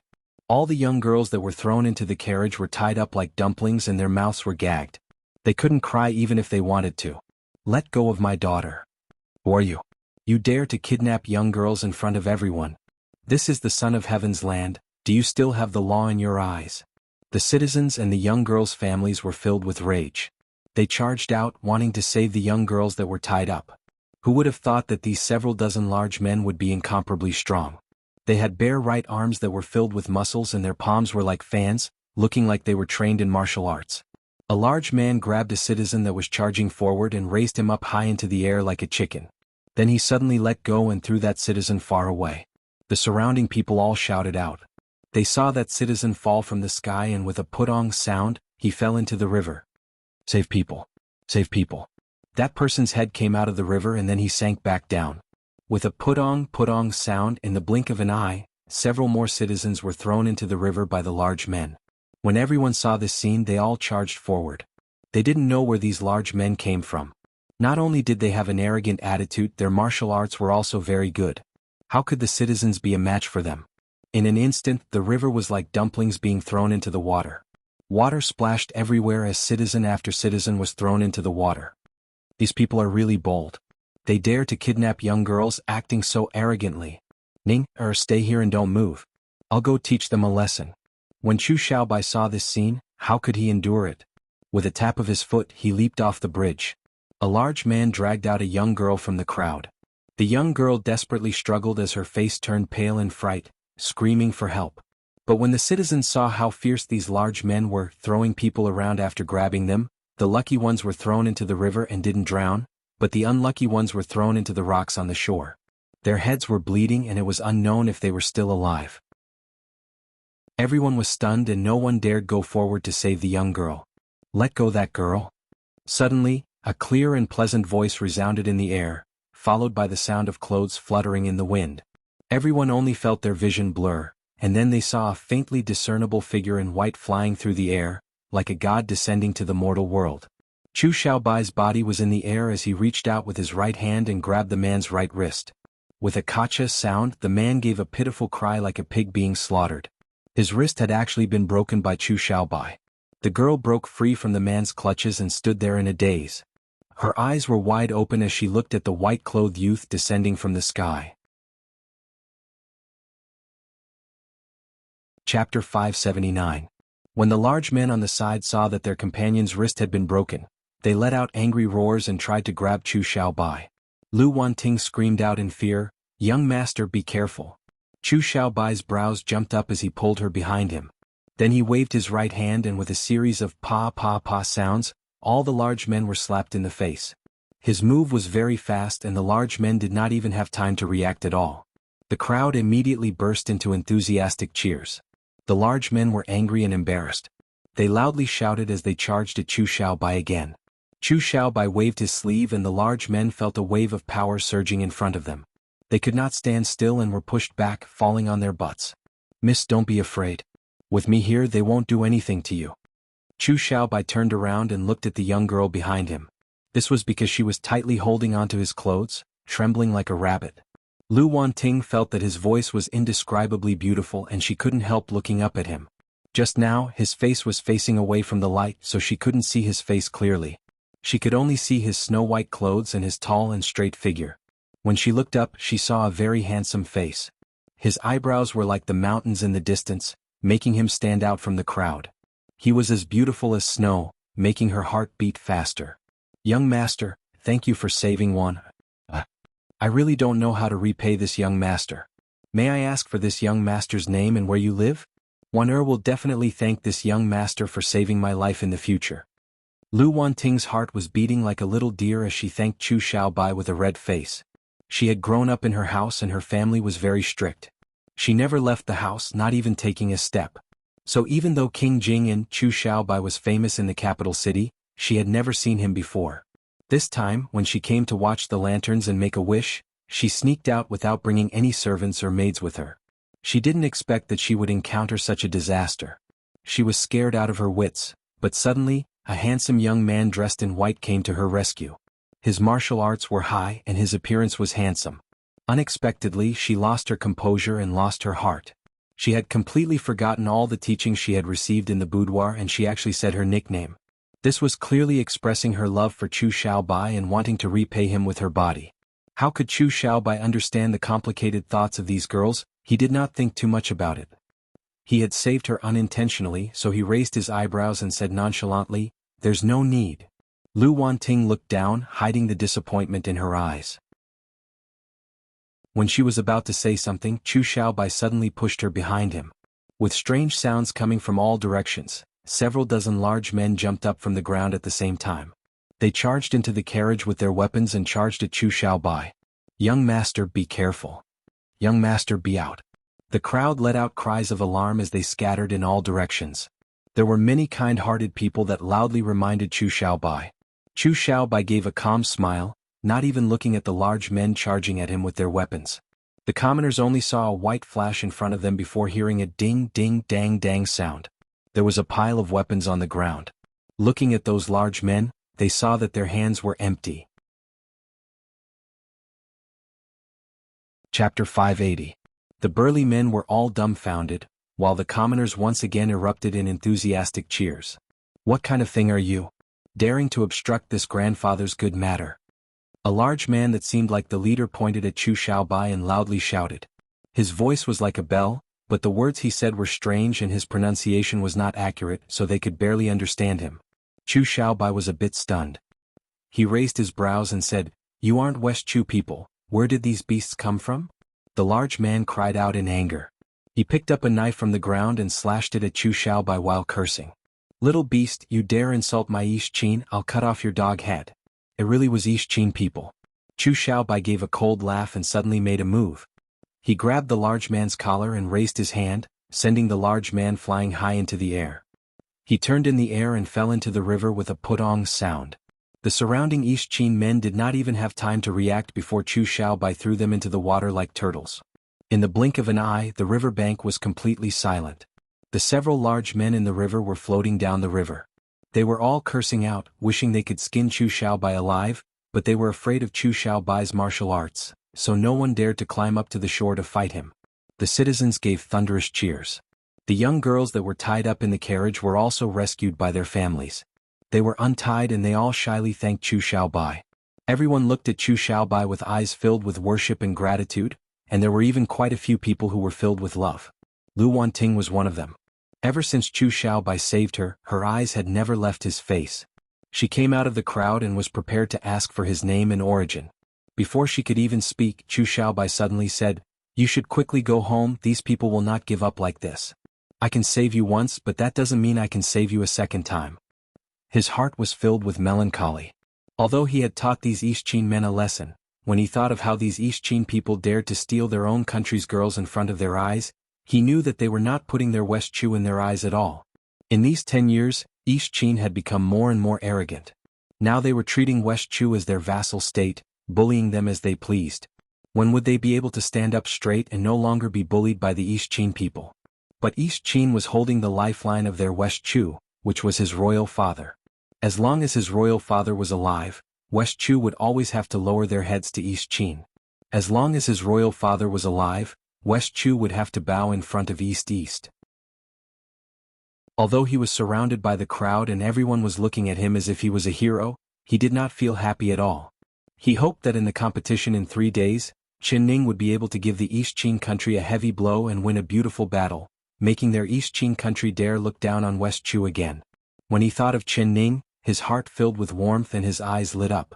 But when he looked up at the bridge, he found that there was no one where Chen Ning had been standing. He was instantly covered in a cold sweat. Ning. Chu Xiaobai's heart began to beat wildly and he flew up without even thinking. Chapter 581. "Oh, so painful."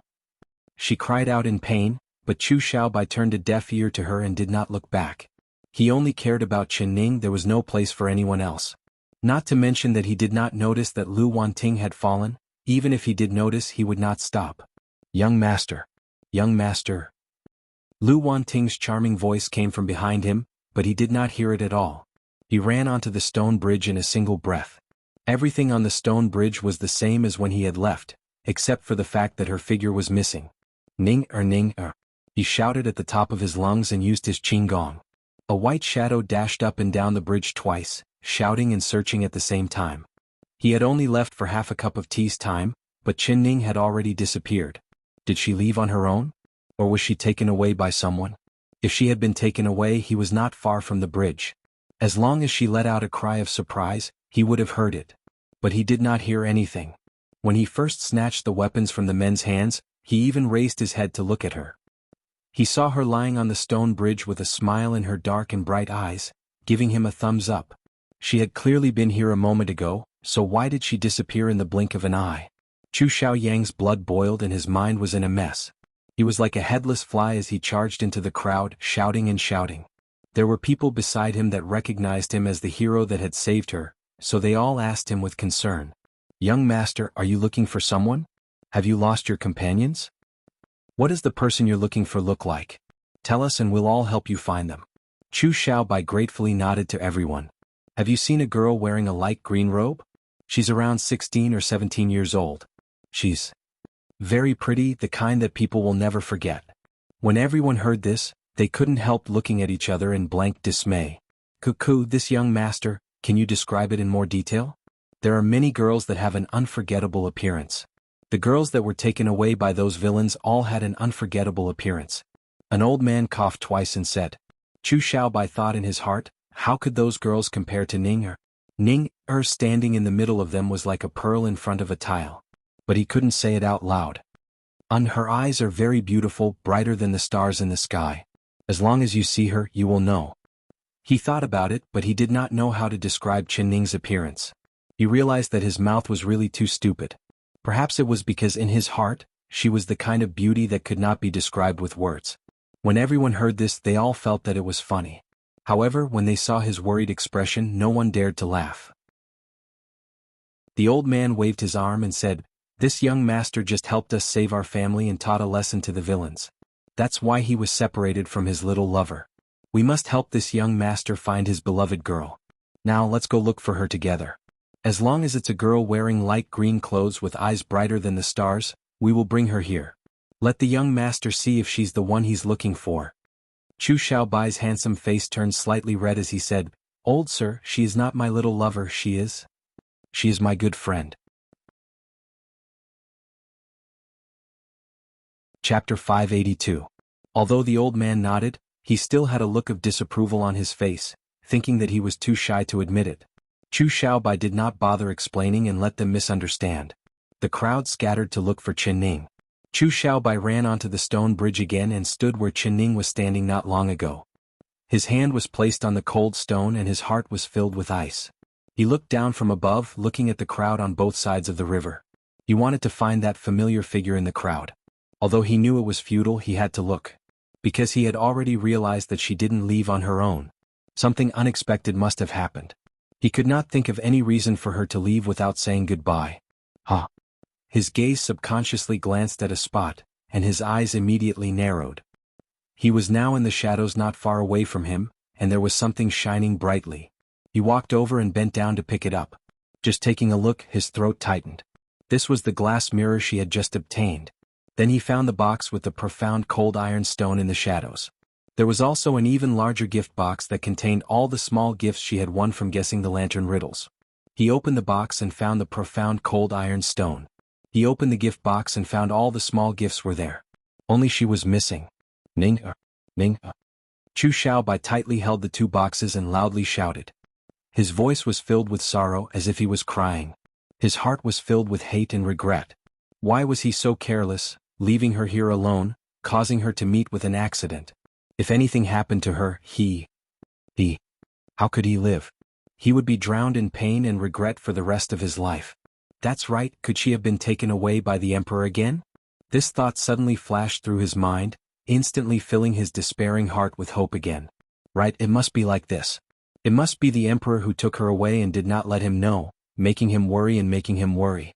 It must be to punish him for secretly bringing her out to see the lanterns. But this kind of punishment almost scared half his life away.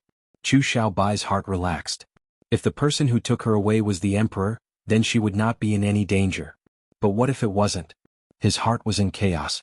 Waiting here was not a solution at all, so he decided to go find Zhue Feng. Even if she was taken away by someone else, with Zhue Feng's tracking skills, he would definitely be able to find her. Chu Xiaobai was about to leave when a clear and delicate voice suddenly came from behind him. "Please wait." His body trembled and he quickly turned around. He saw a young girl in light green clothes appear at the end of the bridge, and she was flying towards him. The moon and stars were dim and it looked like her shadow. But Chu Xiaobai could clearly see that it wasn't her. This girl in the light green dress was Lu Wanting, who he had saved.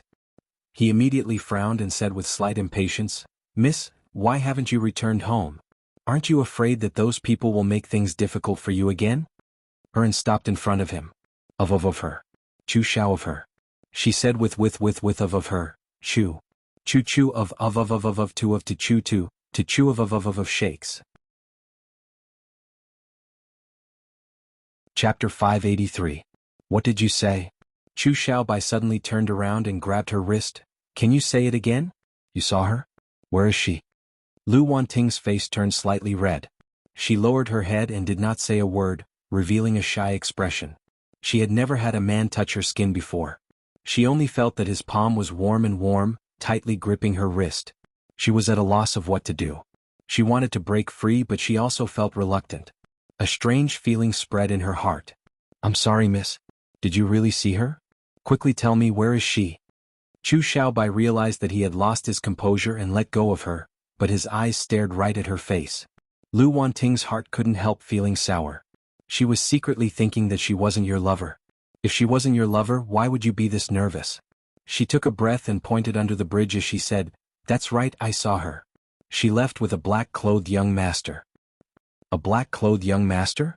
What does that young master look like? Chu Xiaobai's heart skipped a beat.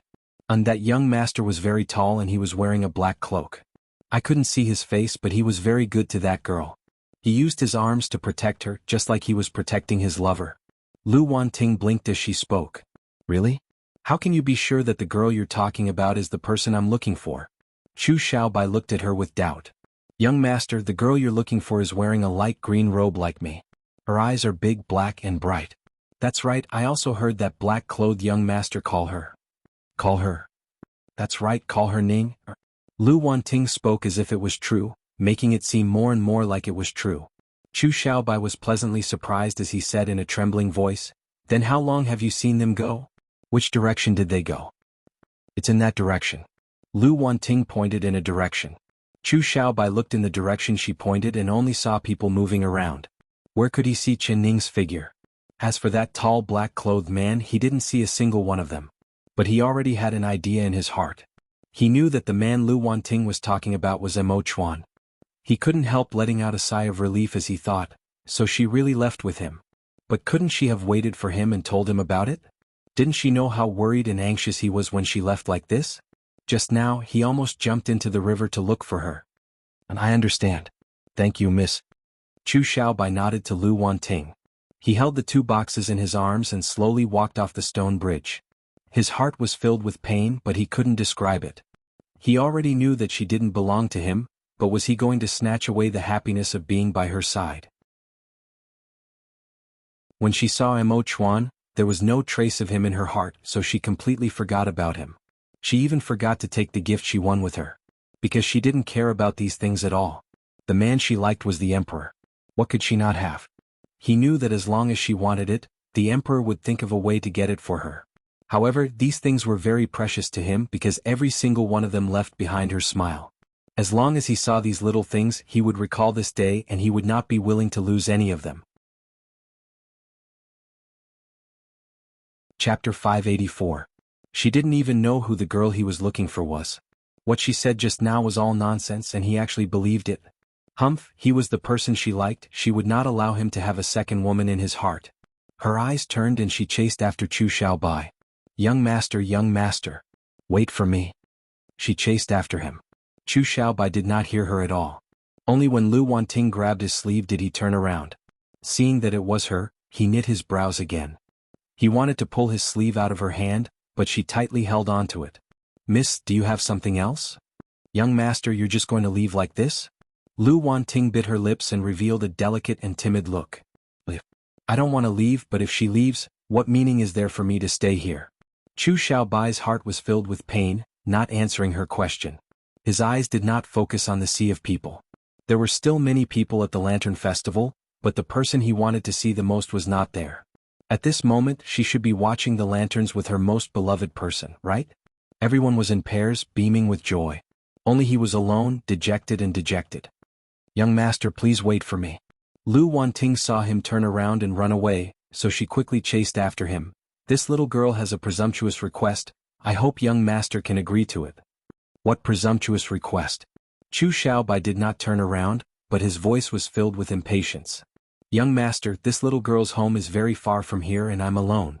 It's already late, so this little girl is afraid. I want young master to send this little girl off, is that all right? Lu Wanting pitifully looked up at Chu Xiaobai. Chu Xiaobai's heart filled with annoyance. His eyes turned cold as he said, this young master does not have time. Young master, on account of this little girl telling you where that girl is, can young master help this little girl this time? This little girl is afraid of meeting those strong people again. Since young master has saved me once, this is the so-called saving a person to the end. Does young master have the heart to see this little girl fall into the hands of strong people again? Lu Wanting's eyes were filled with tears as she spoke in a soft voice. Adding in the dim moonlight and the intoxicating light, there was no man in this world that could bear to reject this little girl's request. Chu Xiaobai's heart skipped a beat. Of course he was not moved by Lu Wanting's beauty, but rather when she said saving a person to the end. Thinking of those fierce East Qin men, his heart filled with righteous indignation.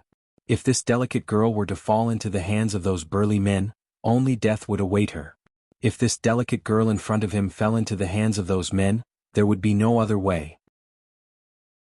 Lu Wanting's heart was filled with joy, but her face was very dignified. She took 2 steps back and maintained a certain distance from Chu Xiaobai before replying, Many thanks young master.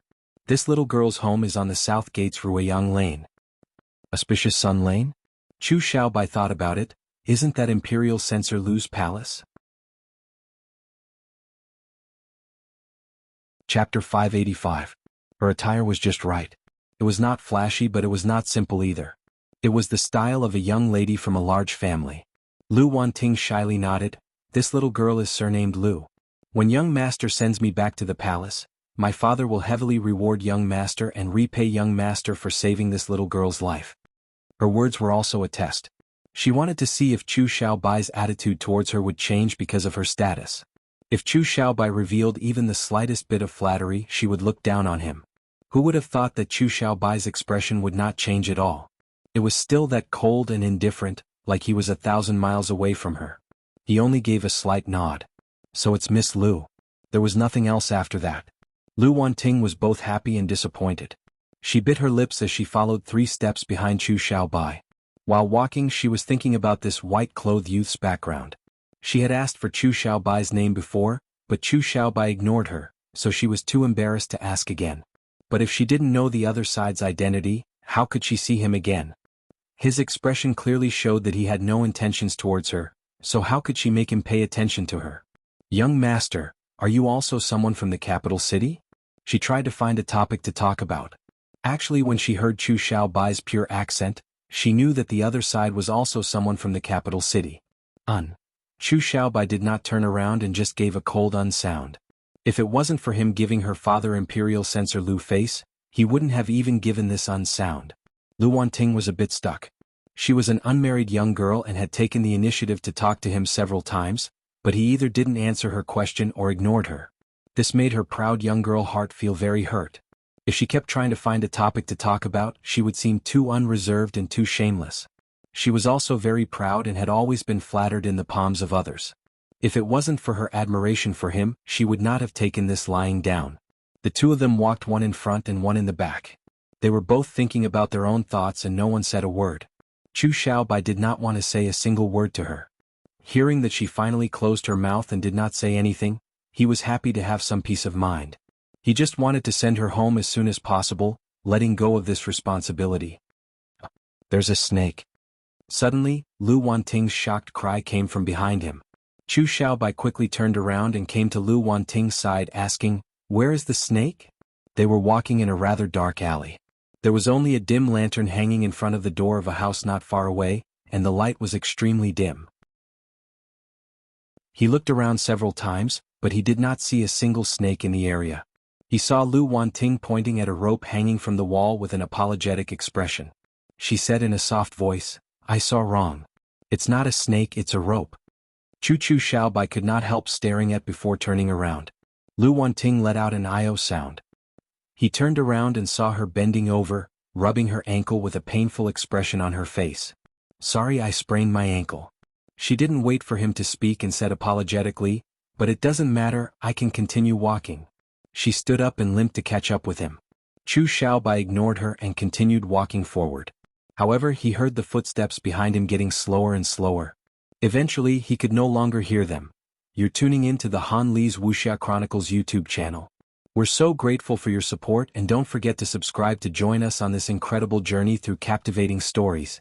Your generosity through donations truly makes a world of difference, as it's the primary source of revenue that allows me to expand and enhance this channel for you. Thank you from the bottom of my heart for being a part of this adventure.